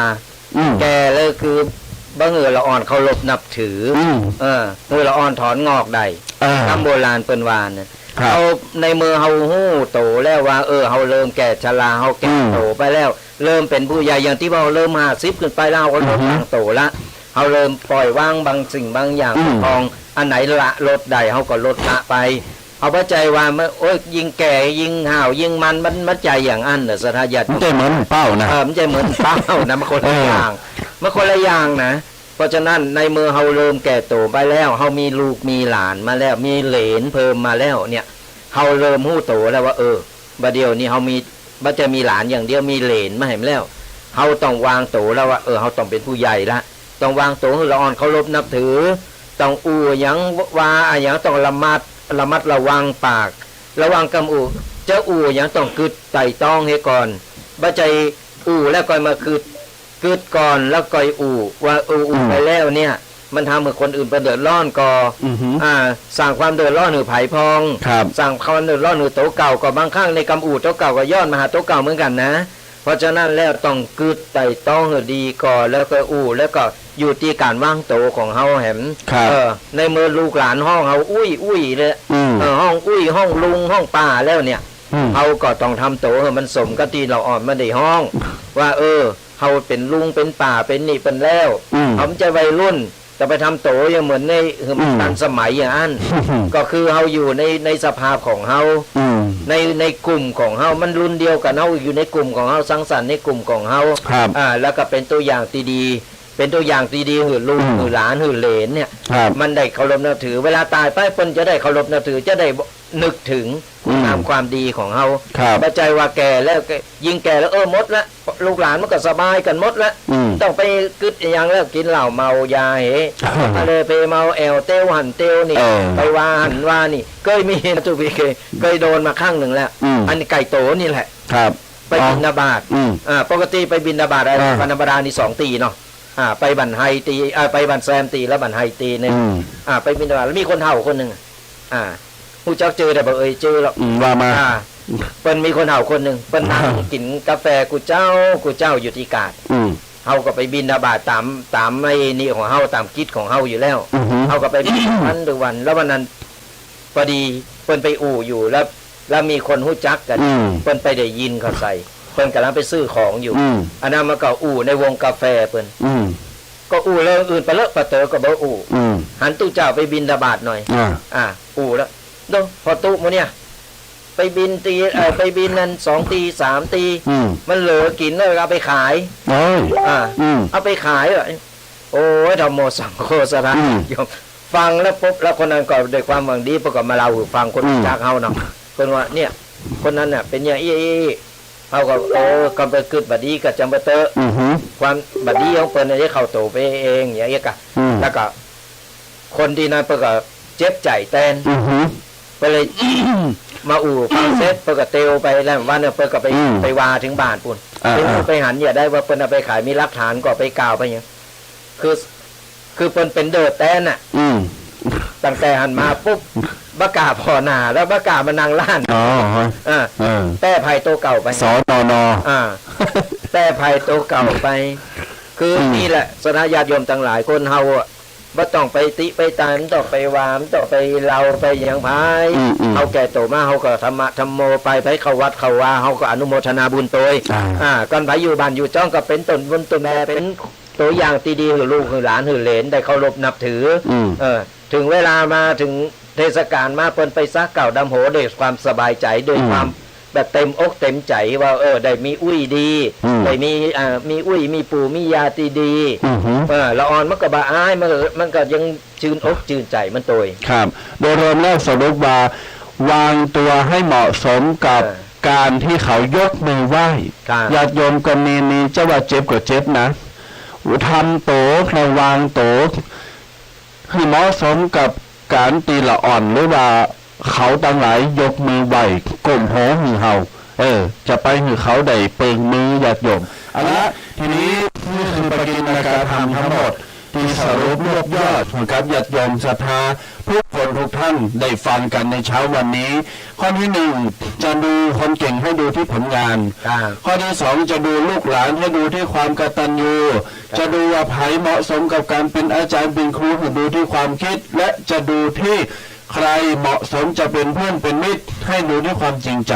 จะดูว่าไผเหมาะสมกับการเป็นผู้นำผู้รักผู้ใหญ่ให้ดูที่กำอู่ในการวางตัวทั้งหมดนี้ญาติโยมฟังแล้วคิดหันเป็นจะใดนำมาอู่จากันเน้อทักไทยกันหน้าใหม่ตอนนี้9:30ก็ขอเปิดสายหน้าใหม่เน้อเปิดสายหน้าใหม่ทักทายญาติโยมศรัทธาและพี่น้องศรัทธาโทรมาอู่มาจากันเน้อทางช่องเนี่ยเราอยากจะฟังว่าท่านที่ฟังใน Facebook เนี่ยจนถึงวินาทีเนี้ยฟังแล้วสัญญาณยังเหมือนเก่าก่อสองทางวิทยุฟังแล้วตอนนี้ดีเหมือนเดิมหรือว่าอย่างใดประเด็นนี้ก็อย่าพยายามปรับเนอมีอย่างก็มาถวายกำลังใจมาอู่มาจากันได้เบอร์หน้าไม้เบอร์เก่าเบอร์เดิมเนอ0826112245 ตอนรับสายโยมเปาโยมเมสาธาติโทรมาตอนนี้ก็เมียยังก็ปรึกษามาอู่มาจากันได้โดยเฉพาะอยากจะฟังว่าสัญญาณมันเป็นจะได้เขาจะได้แก้ไขเนาะเขาจะได้แก้ไขโดยตรงในเรื่องนี้สัญญาณทางวิทยุเนี่ยมันมีปัญหาแต่ตอนนี้ Facebook มีปัญหาก็อยากจะแก้ไขทาง Facebook ให้มันดีที่สุดว่าเขาจะปรับอย่างใดให้สัญญาณเวลาถ่ายจาก Facebook ตูแดงม่วงน้อยเนี่ยออกไปแล้วมันดีเพราะว่าถ้ามาปรับสัญญาณทางเครื่องเสียงพอมาส่งไปวิทยุมันมีปัญหาไงวันนี้ต้องมาแก้ว่าเสียงที่เข้าไปสัญญาณที่เข้าไปผ่าน Facebook มันเป็นจะได้ฉะนั้นอยากจะฟังเสียงทั้งสองฝ่ายทั้งฝ่าย Facebook แล้วก็ฝ่ายวิทยุเนี่ยอย่าโยมเนอะ0826112245ก็โทรกันเข้ามาเนอะฟังตั้งใดไผที่ฟังอยู่ฟังรายการอยู่ตั้งใดนี่แหละสระญาติโยมทั้งหลายอย่างมันก็เกิดขึ้นได้เทคโนโลยีต่างๆเนี่ยมันเกิดขึ้นได้เสมอเพราะฉะนั้นแล้วฟังแล้วเป็นอย่างใดพองชัดเจนว่าชัดเจนเสียงแตกกาเสียงดังไปกาหรือว่าอย่างใดก็แนะนำกันเข้ามาได้เนอะเขาจะได้ปรับปรุงให้มันดีเนี่ยก็เพื่อที่จะให้สระญาติโยมฟังแล้วบาเสอารมณ์ก็โทรกันเข้ามาได้เนอะเบอร์เก่าเบอร์เดิม0826112245โทรมาฟังวันนี้แล้วเป็นอย่างใดพองปกิณกะวันนี้ที่เอามาเล่าสู่สระญาติโยมฟังกันฟังแล้วมันมีจริงก็หรือเป็นอย่างใดนี่เขาก็สามารถเอามาอู่เป็นการว่ามาอู่มามาตักมาตายมาคือกำลังอกกำลังใจกันสระญาติโยมทั้งหลายไม่ต้องโกว่าเขาอู่กันแบบสบายกันเองว่าต่อไปกินโยมไม่ว่าได้จ้าใกล้ๆสาราจ่ารายงานตัวนะสาธุมาแล้วตอนนี้สัญญาณยังคงชัดเจนเหมือนเดิมเนาะค่ะสัญญาณทางวิทยุยังคงดีเหมือนเดิมโอเคอนุโมทนาวันนี้โยมแม่อากาศตั้งใจไม่เป็นจะได้พ่อให้ความรู้ความคิดจะดีฮ้อนสลังบฮ้อนสลังหมายความว่าใดแต่งใจดำกะสะท้อนชีวิตข้อที่ข้อไหนความเป็นข้อที่ความเป็นผู้ใหญ่ข้อที่ความเป็นดูผู้นำและผู้รักผู้ใหญ่ต้องดูที่การความคิดและการวางตัวเจ้ากับความที่ดูใครเป็นผู้บ้ากำโอ้นี่เข้าหาโลกะ โลเลยเจ้า อ๋อสะดุ้งว่าเป็นที่เขาปีนวิทยุหนีแท้ เข้าเป็นสองกระทงเลยเจ้า เป็น อ๋อไปอ้างจ้ะ เจ้า เป็นอย่างอย่างแม่เนอะก็ปั๊บก็เปลี่ยนไปเนอะ เจ้า จ่าโปรโมทนาเนอะ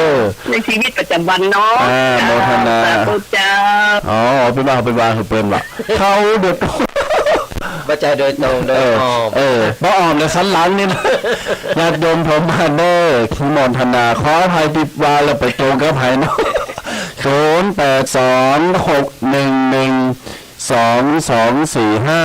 เบอร์หน้าไมเนอร์0826112245ญาติโยมผมมาเนอ วันนี้รู้สึกอากาศจะอบอ้าวเนาะทุกปีเคอากาศตั้งละปูนี่ตั้งป่าสร้างมาเดียวนี่มันบดมาถึงก็บดหนักเนาะแต่บานเดินบานตะวันแล้วกันตั้งอื่นเป็นอย่างได้ มันฝุ่นมันควัน มันขุ่นมันมันควัน มันควันมันฝุ่น มันจะเป็นอากาศ ก็บอกว่ามันเป็นอย่างได้แต่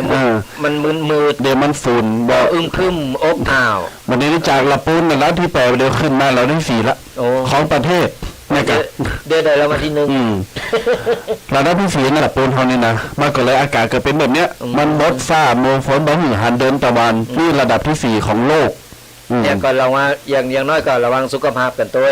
ไปไหนมาไหนก็ปิดแมทเห ครับเพราะไปปิดแมทนี่คือปิดหูดังปิดปากกันเอาแมนมาปิดอีกอะเอาแมทมาปิดเวลาจะออกไปไหนมาไหนไหนจะควันรถพองไหนจะควันต่างๆนาเพราะฉะนั้นสุขภาพเรื่องสำคัญเนอะสระญาติโยมทั้งหลาย ก็ดูแลกันตัวดูแลสุขภาพกัน เพราะว่าอย่างว่านะตึงโควิดว่าตึงควันว่าประเดี๋ยวก็ห้อนอบอ้าวตั้งอื่นไปอย่างได้พองก็โทรกันเข้ามาได้เนอะกำลังหับสายอยู่เขาเปิดสายหน้าไมค์กันแล้วโทรกันเข้ามาได้0826112245ฟังอยู่ตั้งใดวันนี้โดยส่งกงสเก็ตไปดังใดดักแซบเนาะฟังอยู่ก็โทรกันเข้ามารายงานกันได้เนอะ0826112245หรือว่าโหนการโหนงานกันอยู่ก็อย่างน้อยโทรมาคือกำลังอกกำลังใจมาบอกมากล่าวกันวันนี้ฟังแล้วรู้สึกดีเนาะฟังแล้วได้ข้อคิดต่างๆก็โทรกันเข้ามาหรือจะโทรมารายงานเรื่องของเครื่องเสียงว่าเป็นอย่างไรพองวันนี้ชัดเจนก็ถึง2ระบบว่าจะเป็นช่อง YouTube Facebook หรือว่าวิทยุหรือกลุ่มต่างๆนี่ก็สะดวกตั้งใดก็สามารถโทรมาบอกมารายงานกันได้เนอะเขาจะได้แก้ไขปรับปรุงกัน และก็ฝากกดไลค์กดแชร์สำหรับคนที่พอทาง Facebook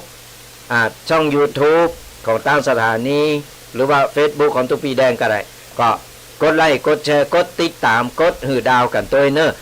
เป็นการแชร์ไปยิ่งแชร์ก็ยิ่งได้บุญสระญาติโยมทั้งหลายเฮาได้แชร์ธรรมะเฮาได้หือธรรมะคนอื่น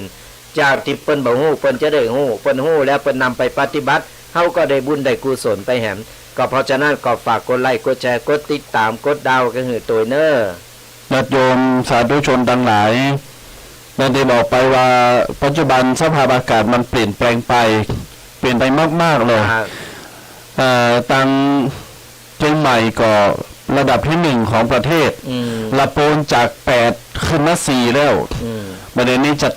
ะตีตื่นเชียงใหม่แล้วนะญาติโยมศรัทธาทั้งหลายแต่ว่าได้ข่าวว่าเชียงใหม่ก็ลดลงมาแล้วนะอยู่ลำดับที่ยังเขาก็บ่แน่ใจเหมือนกันแต่ทีนี้เนี่ยเขาก็จะต้องมารักษาสุขภาวะในตัวเฮาแล้วก็ลูกหลานแล้วก็ญาติพี่น้องพ่อแม่ปู่ย่าตายายบุคคลนั้นเป็นที่หักเวลาเฮาออกไปเนี่ยญาติโยมมันต้องมีกลิ่นหรือว่าเวลาหายใจมันต้องมีสาบกลิ่นฝุ่นเลยสาบควันสาบฝุ่นทีนี้มันเกิดจากภาวะทางอากาศคือการเผาเป็นต้นเปิ้นห้ามเผาแต่ก็ยังดื้อดึงยังดึงดัน ห้ามเผาหยุดเผาจนถึงวันที่30 เมษายนหรือว่า15 เมษายนนี่จำไม่ได้ประมาณ2 เดือนปลายเนี่ยญาติโยมเพราะนั้นอยากจะญาติโยมท่านใดจอยกันเนี่ยจะไปเผาหักสุขภาพร่างกายของเขาจะไปมักง่ายเนาะอูกำง่ายอูกำสุดว่า จะไปมักไงว่าโอ้ขี้เยอะมันมีหันหน่อยเดียวเขาแต่เผามีไผหาน้ำปิ้นอย่างเราไปว่าอันญาติโยมบางคนก็เผากลางคืนนี่ก็มีไผหาไปว่านะมันจะทำให้มวลสารทำให้สุขภาวะบดนี้เอาหับสายเนอเจริญปอน เจ้า ลูกตุ๊ก ป้าดาแม่ แม่ก็เริ่มฟังอยู่แล้วพี่ไม่ได้ฟังแม่มาไปทำงาน อย่างประเด็นแล้วนะเนาะ วันพุธเป็นวันเกิดแม่ก็เลยอ๋อเดี๋ยวจะเอาพรเดี๋ยวจะปั่นปอนโยแม่กี่ขวบโยแม่กี่ขวบพี่ตัวแกอะไรยมแม่ของลูกอ่ะตาดายอ่ะ150อ่ะไปอันเดี๋ยวจะปั่นปอนมันเกิดเนาะประเด็นนี้ถามก่อนโยแม่ฟังในเฟซหรือว่าวิทยุอันฟังโทรศัพท์เจ้าในเฟซบุ๊กเดี๋ยวเสียงมันแตกก่อมันบัดแตกเจ้าของว่าแม่มี2เครื่องอ่ะเครื่องนั้นก็มาเห็นแตกแล้วเจ้าใช่อันนี้ฟังเฟซบุ๊กหรือว่าแอปวิทยุในมือถืออันเฟซบุ๊กเจ้าเฟซบุ๊กของตุ๊ดแดงเนี่ยกะเจ้าเดี๋ยวแม่โทรไอ้นี้นะใจของเครื่องหนึ่งโทรไม่ตอนฟังตะแก้วตะเจ้าเนี่ยมันแตกพ่องก่อบัดแตกเจ้าโอเคอันก็แสดงว่าปกติแล้วค่อนข้างจะปกติอยู่อยากอันก่อนก็เดียวเราสักกรรมเราวางสายแล้วก็เดียวจะปั่นปอนมันเกิดโยแม่เนอเจ้าขอบคุณเจ้าไว้จ้าเจ้าโอ้นานาเนอปั่นปอนกันเนออย่าโยมโยแม่ครับปอนหรือไผก็ตามที่มีครบรอบหรือวันเกิดวันนี้หรือวันผูกเนอขอตามดังหลายตั้งใจครับปอนเนอจยตุภวังจยมังคลังจยโสถีภวันตุโวพุทโธพุทธังรักษาธัมโมธัมมังรักษาสังโฆสังฆังรักษาพุทโธพุทธังอรหังธัมโมธัมมังอรหังสังโฆสังฆังอรหังพรใดๆดีๆมีในโลกโชคใดๆดีๆที่ประสงค์สิ่งใดๆดีๆที่จำนงขอให้จงวิวัฒนาสถาพรอายุวันนะสุขภละปฏิภาณะอโรคยาธิปไตยะทั้งหมดทั้งมวลประกอบชอบเลยโดยธรรมขององค์สมเด็จพระสัมมาสัมพุทธเจ้าขอได้สตานย้อนปกปักรักษาโยมพ่อโยมแม่ที่มีวันเกิดวันนี้และวันผูกเนอให้ได้อยู่ดีมีความสุขทุกทิพาราตรีการอยู่ดีมีใจไปไหนมีโจกแป้ผีไปบนหือแป้คนไปลุ่มคนไล่อย่าหนีผีไล่อย่าไปแม่นว่าผาธนาเงินของเงินไหลมากองผาธนาทองขอทองไหลเข้ามาหาอายุวันโนสุขังปะลางเนอย่าแม่ที่ฟังทางวิทยุที่ฟังทาง Facebook เนาะอยากตะกี้2 คนเนี่ยเป็นบอกว่าฟัง Facebook เนี่ยมันสัญญาณมันแตกไมค์มันแตกแล้วก็ใครฟังเห็นสักคน2 คนว่า Facebook ตอนเนี้ย4 คนที่เหลือที่ฟังอยู่ตอนเนี้ยที่ Facebook ตัวเองเนี่ยหรือว่า Facebook ทางวิทยุทางสถานีก็ตามใครฟังมาเสียงมันเป็นจะได้เนาะขอโทรมาแล้วก็คอมเมนต์มาบอกตัวกดดันเนอญาติโยมเนอนานๆอนุโมทนาทุกคนทุกท่านเนอติโทรมาเนอสำหรับสระญาติโยมก็โทรมาบอกมากล่าวโทรมารายงานกันได้เนอฟังแล้วเสียงแต่กาฟังเสียงดังไปกาฟังแล้วเป็นอย่างไรก็อย่างน้อยก็เป็นการติชมคือกำลังอกกำลังใจกันก็โทรกันเข้ามาได้เนอเบอร์เดิมเบอร์เดียวนี่แหละ0826112245หรือว่าไผกำลังเข้ามาฟังใหม่ก็สามารถโทรกลับมามาเอ่ยมาทำความรู้จักกันได้เนอะ ก็โทรกันเข้ามาเวลายังมีเหลืออยู่สนะญาติโยมต่างหลาย และจะไปรวมติดตามหลามโต้กันไปเรื่อยๆเนอะกำลังอกกำลังใจวันพูแห่งวันหนึ่งทุกๆวันเสาร์วันติดก่อนบัดติดงานท่านใดบัดติดงานก็จะสามารถมาปะกันแหมอัดครับ มาเรียนตอนโยมทำกันนี่เนอะว่าจะได้ เฟซบุ๊กสั่นเครืออยู่ในหัวโซ่ อ๋อโอเคเฟซบุ๊กยังมีปัญหาเนาะ เจ้าแต่ที่อยู่แบบมีปัญหาเจ้า อ๋อเวลามาฟังมาเปิดพร้อมกันแล้วนี่มันเสียงมันต่างกันเลยเนาะ เจ้า อ๋อโอเค แต่ฟังวิทยุแม่จะฟังวิทยุพอดีมาเปิดดูเฟซดูเม่นแต่มันเสียงทักผ้าในแบบ อ๋อโอเคอันเดี๋ยวจะต้องปรับใน Facebook ละนะขอบคุณแม่เนอะ สาธุเจ้า ทีนี้ปัญหาลักเนี่ยก็อยู่ที่ Facebook เวลาเขาถ่ายไปวิทยุมีปัญหานะต้องขออภัยครับอยากชมศรัทธาตีฟังใน Facebook ตัวเดียวจะปรับปรุงแก้ไขว่ามันเป็นส่วนไหนเนาะแต่ระบบเนี่ยจริงๆระบบเนี่ยมันมีปัญหาละระบบคือจริงๆคืออยู่ Facebook ถ้าเราคุยตัวเนี่ยมันกับผลกระทบทางวิทยุเหมาะอ่ะตัวความที่บอกซื้อใหม่ปะ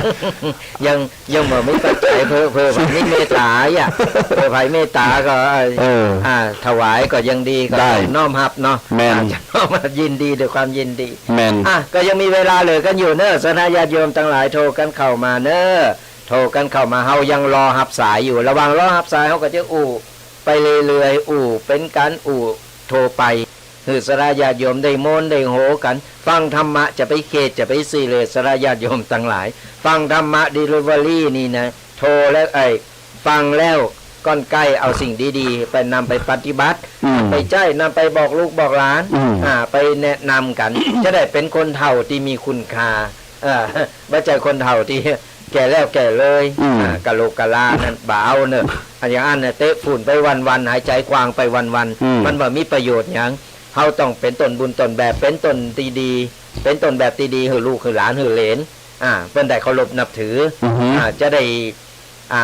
เขามีบางทีเนี่ยร้อนถึงไปนี่มาโอ้ยเป็นหักกุ้ยหักนี่เป็นหักกุ้ยหักตาหักยายหักปู่หักยาเป็นไปมากราบมันนอนหนุนตักเขาก็อวยพรหนึ่งเป็นเอาปั่นป้อนหนึ่งเป็นก็อวยพรเอามือลูบหัวละอ่อนมุ้ยมันโมนเนี่ยมันมีความอบอุ่นมีความสุขดีเวลาอยู่กับปู่กับยากับตากับยายนะกับอุ้ยนี่ก็เพราะฉะนั้นแล้วเขาต้องทำโต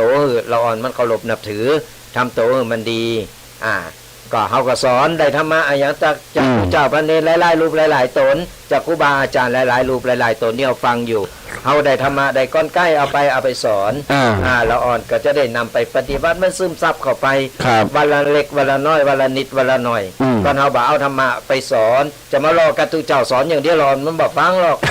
ละอ่อนไม่ไปนอนหนุนตักนี่เนอะอย่างอันนี้รูปโผให้หน่อยละอ่อนมันฟังดูอย่างน้อยเข้าจิตเข้าใจมันหน่อยมันก็ยังดีเฮาก็ได้คือธรรมะไปตัวอยากพองก้าจะให้หลอนมันนุนตักสมัยบัดเดียวนะมันเป็นหนุนหมอนแล้วแต่เฮาก็ถือโอกาสเวลาหันเขานั่งกินข้าวนั่งนิ่นโทรศัพท์หรือว่าอยู่ในห้องหรือว่าอยู่ในบ้านเตียวหันเตียวนี่ก็ถือโอกาสได้ญาติโยมเขาก็แล้วแต่จังหวะและโอกาสเนาะจังหวะโอกาสเขามันนอนตักอย่างสมัยแต่ก่อนบัดเดียวเรามันอายเนาะเราไม่ขี้อายญาติโยมมันจะยังแต่ก่อนนะ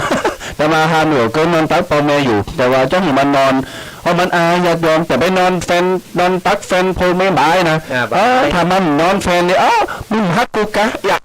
ทำโมหักพ่อหักพ่อหักแม่นี่นะประกาศนะประกาศว่าอายประกาศบอกหักปอหักแม่อายแต่เวลาป้าแฟนป้าเนี่ยก็นะโอ้ยเปิ้นหักตัวเนอะฉันรักเธอนะโอ้ยหวานแล้วหวานแหมนั่นเนาะนั่นเนาะมันเป็นอย่างนี้เพราะฉะนั้นมันกัดตลปัดไปหมดแล้วเพราะฉะนั้นอย่างน้อยเอาก็ถึงได้ว่าเราได้ธรรมะไปวันละเล็กละน้อยแล้วอ่อนมันก็ซึมซับเข้าไปอย่างน้อยก็ได้อยู่ในโสตประสาทของเขาก็จะได้นำไปใจไปปฏิบัติระลึกนึกถึงปออุ้ยแม่อุ้ยเคยบอกเคยสอนอย่างอี้เขาก็จะได้เขาจะได้นำไปปฏิบัติด้วยมีเวลาเหลืออยู่โทรกันเข้ามาแหมเนอะ0826112245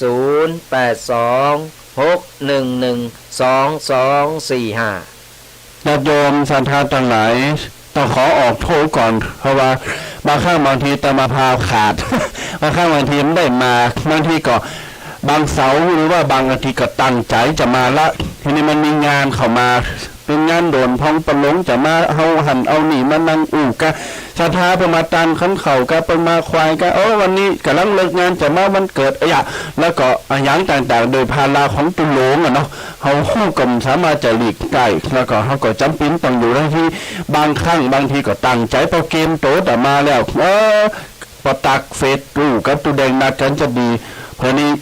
ติดขัดตะกุกตะกักไม่ได้มาใส่กันก่อนต้องขออภัยญาติโยมศรัทธาก่อโดยภาระและหน้าที่ตีเฮา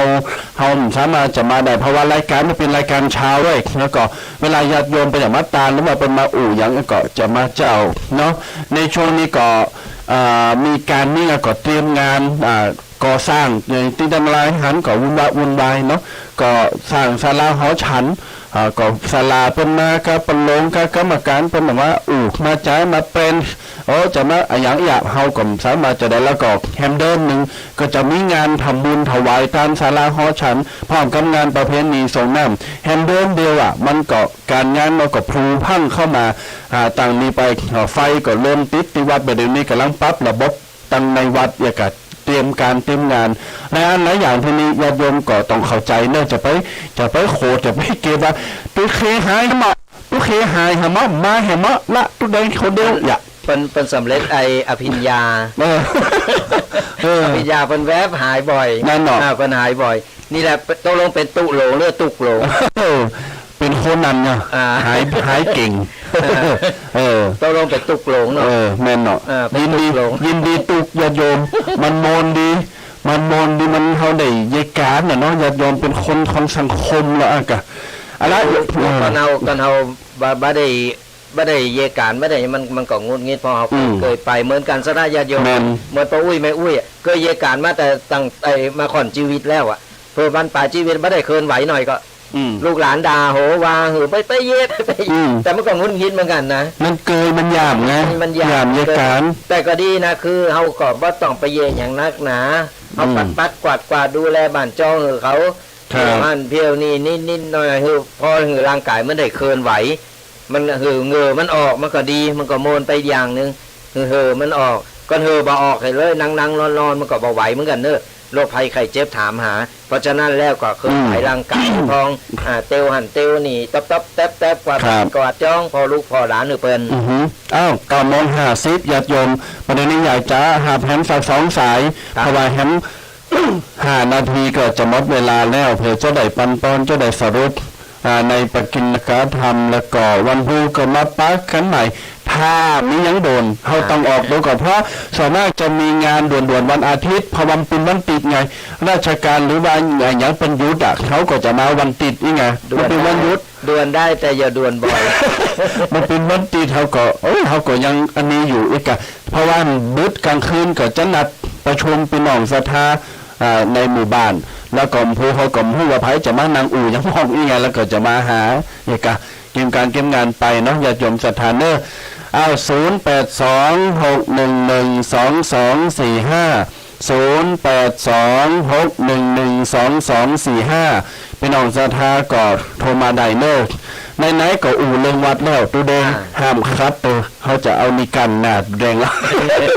พี่น้องศรัทธาญาติโยมศรัทธาต่างหลายเฮามาบอกบุญหมันนี่จะไปกายเนอะอย่าไปกายอันนี้ไม่เร่งไม่ด่วนแต่ว่าจะบอกเปรยๆให้ญาติโยมในห้องแล้วก็ผู้มีจิตศรัทธาก็สามารถลงทำบุญกับตมาภาพวัดสปุงน้อยได้เนอะ ทีนี้มี2รายการที่ญาติโยมจะสามารถ รวมทำบุญได้มี2รายการอันนี้แล้วแต่ว่าจะไปปรึกษากับลูกเต้าเหล่าหลานครอบครัวก็มีจิตศรัทธาก็สามารถทำได้เนอะญาติโยมเนอะประการที่1ตอนนี้นำมาภาพกับคณะศรัทธาวัดสปุงน้อยกำลังก่อสร้างศาลาหอฉันชื่อว่าอุดมสมสุขศาลาหอฉันมีไว้หูครูบาอาจารย์พระเถระเวลามีการมีงานของวัดมีติชันเพนมีติชันอาหารและมีติพักผ่อนก็หันว่าจะต้องสร้างก็ไปสร้างอยู่คนมันออกโหนไต่ของจังหวัดตอนนี้ก็ประมาณ70%กว่าละกำลังอยู่ในช่วงของปรับปรุงเพื่อที่จะทำบุญถวายในเดือนพฤษภาเดือนหน้า2รายการที่จะบอกท่านญาติโยมในไผอยากจะอุดมสมสุขเหมือนจีหอฉันนี่ตัวเจ้าเป็นกินเข่าเป็นจะฉันเข่าเป็นจะอุดมสมสุขตามจี ข้อที่หนึ่งญาติโยมตอนนี้ตะวันนี้นัดช่างปูปื้นหินคัดไม่ใช่ปูกระเบื้องนะปูปื้นหินคัดก่อใน200 กว่าตารางเมตรก็จะประกาศบุญญาติโยมศรัทธามาเจอกันต่อต้นบุญสาราหอฉันอุดมสมสุขว่าไผที่อยากจะรวมทำบุญหรือว่าหาปิ้นเจ้าภาพในการปิ้นเจ้าภาพปูปื้นหินคัดที่จะได้นั่งจะได้เตียวอย่างอีหนาของปื้นหอฉัน200 กว่าตารางเมตรแม่นี่บอกบุญญาติโยมว่าตารางเมตรละ600 บาทตารางเมตรละ600 บาท ใจปัจจัยอยู่ 123,000 กว่าบาท120,000 ปลายญาติโยมศรัทธาทั้งหลายไผจะรวมทำบุญเป็นเจ้าภาพกี่ตารางเมตร1 ตารางเมตรก็ได้หรือว่ารวมทำบุญโพไปก็ได้เนาะตารางเมตรละ600 บาทประการที่2ยังไม่มีพัดลมอำนวยความสะดวกความเย็นสบายของพระสงฆ์ผู้ที่มาร่วมทำบุญได้ไปฉันอาหารเวลาอากาศมันร้อนหรือว่ามีแมงวันมียุงมีหยังต่างๆมันอบอ้าวจะต้องระบายอากาศแล้วก็เพิ่มความเย็นความฉ่ำไผตีอย่าตาลเป็นจะพาพัดลมอำนวยความสะดวกอย่าได้อานิสงส์ความชุ่มความฉ่ำความเย็นทุกข์กายสบายใจเย็นตลอดเวลาปัดเป่าขจัดภัยเอาโรคาพยาธิออกไปพัดลมจะอยู่10 ตัวละ 2,000 บาทพัดลมเพดานนะที่มุมซ้ายขวานี่นะญาติโยม10 ตัวละ 2,000 บาทอันนี้ก็ประกาศ2 รายการคือญาติโยมศรัทธาสาธุชนใดมีจิตศรัทธาใดมากินมาทานกันก็เอิ้นมาได้เนาะญาติโยมเนาะเอิ้นมาได้เบอร์ตมาภาพก็อย่างที่บอกไปญาติโยมศรัทธาไผจะจดก็จดได้เนาะหรือไผมีแล้วก็โทรมาได้เบอร์ตมาภาพเบอร์ปูปิเคสับปงน้อยเนาะสามารถรวมทำบุญกันได้เนาะ064-035-5258 ฝากไว้ในอ้อมอกอ้อมใจญาติโยมศรัทธาท่านผู้ฟังทุกคนทุกท่านเนอะเอาละ9:55 นาทีญาติโยมตะกี้ปันปอนวันเกิดไปแล้วตอนนี้จะอวยพรให้ญาติโยมศรัทธาสาธุชนท่านผู้ฟังและก็ได้โทรมาได้อยู่เย็นเป็นสุขเนอะญาติโยมเนอะก็ขออวยพรศรัทธาญาติโยมจุผู้จุคนที่ติดตามและคือกำลังใจกับรายการวาทะธรรมกำยองของเฮาโดยดีเสมอมาก็ขอให้ได้รับพรโดยโทนากันเนอก็หายตุกหายโศกหายโรคหายภัยหายเจ็บหายไข้นึกหวังสิ่งใดก็ขอสมปรารถนากุสิ่งกุปการเงินทองไหลมาเทมาอย่าได้ขาดสายขอเงินต่อเงินต่อเงินต่อเงินทำการงานใดๆเจริญก้าวหน้าทำมาค้าขายร่ำรวยทำไมทำสวนได้ผลผลิตเจริญงอกงามขายได้ราคาสุขภาพร่างกายแข็งแรงแข็งขาดปลอดภัยอายุมั่นขวัญยืนมีโจกมีใจฮือบุญปกปักรักษาคุ้มครองกันกูคนเนอจะโยจะยะวระดิถีขอปันป้อนดีคือกันโตนาพ่อแม่ปิตาเอาอาหน้าป่าฝูงหมู่ศรัทธาญาติมิตรขอได้สุขสันต์เหมือนกันทั่วทิศบ่าวาเผ่าผู้ยิงใจฟังธรรมมาไปแล้วสุขใจสุขกายให้อยู่ดีสบายหายโรคโศกเศร้านำธรรมคำสอนพระพุทธเจ้าจุงยึดถือเอาจะไปละมีคนนับถือฤทธิเตจะเจริญก้าวหน้ายาวนานต้นจากความทุกข์มีโศกทุกประการอายุเงินนานเหมือนกันทนาอายุเงินนานเหมือนกันทนาอยู่ดีมีสุขเจริญวัยเจริญอายุเจริญสีขอเจริญพร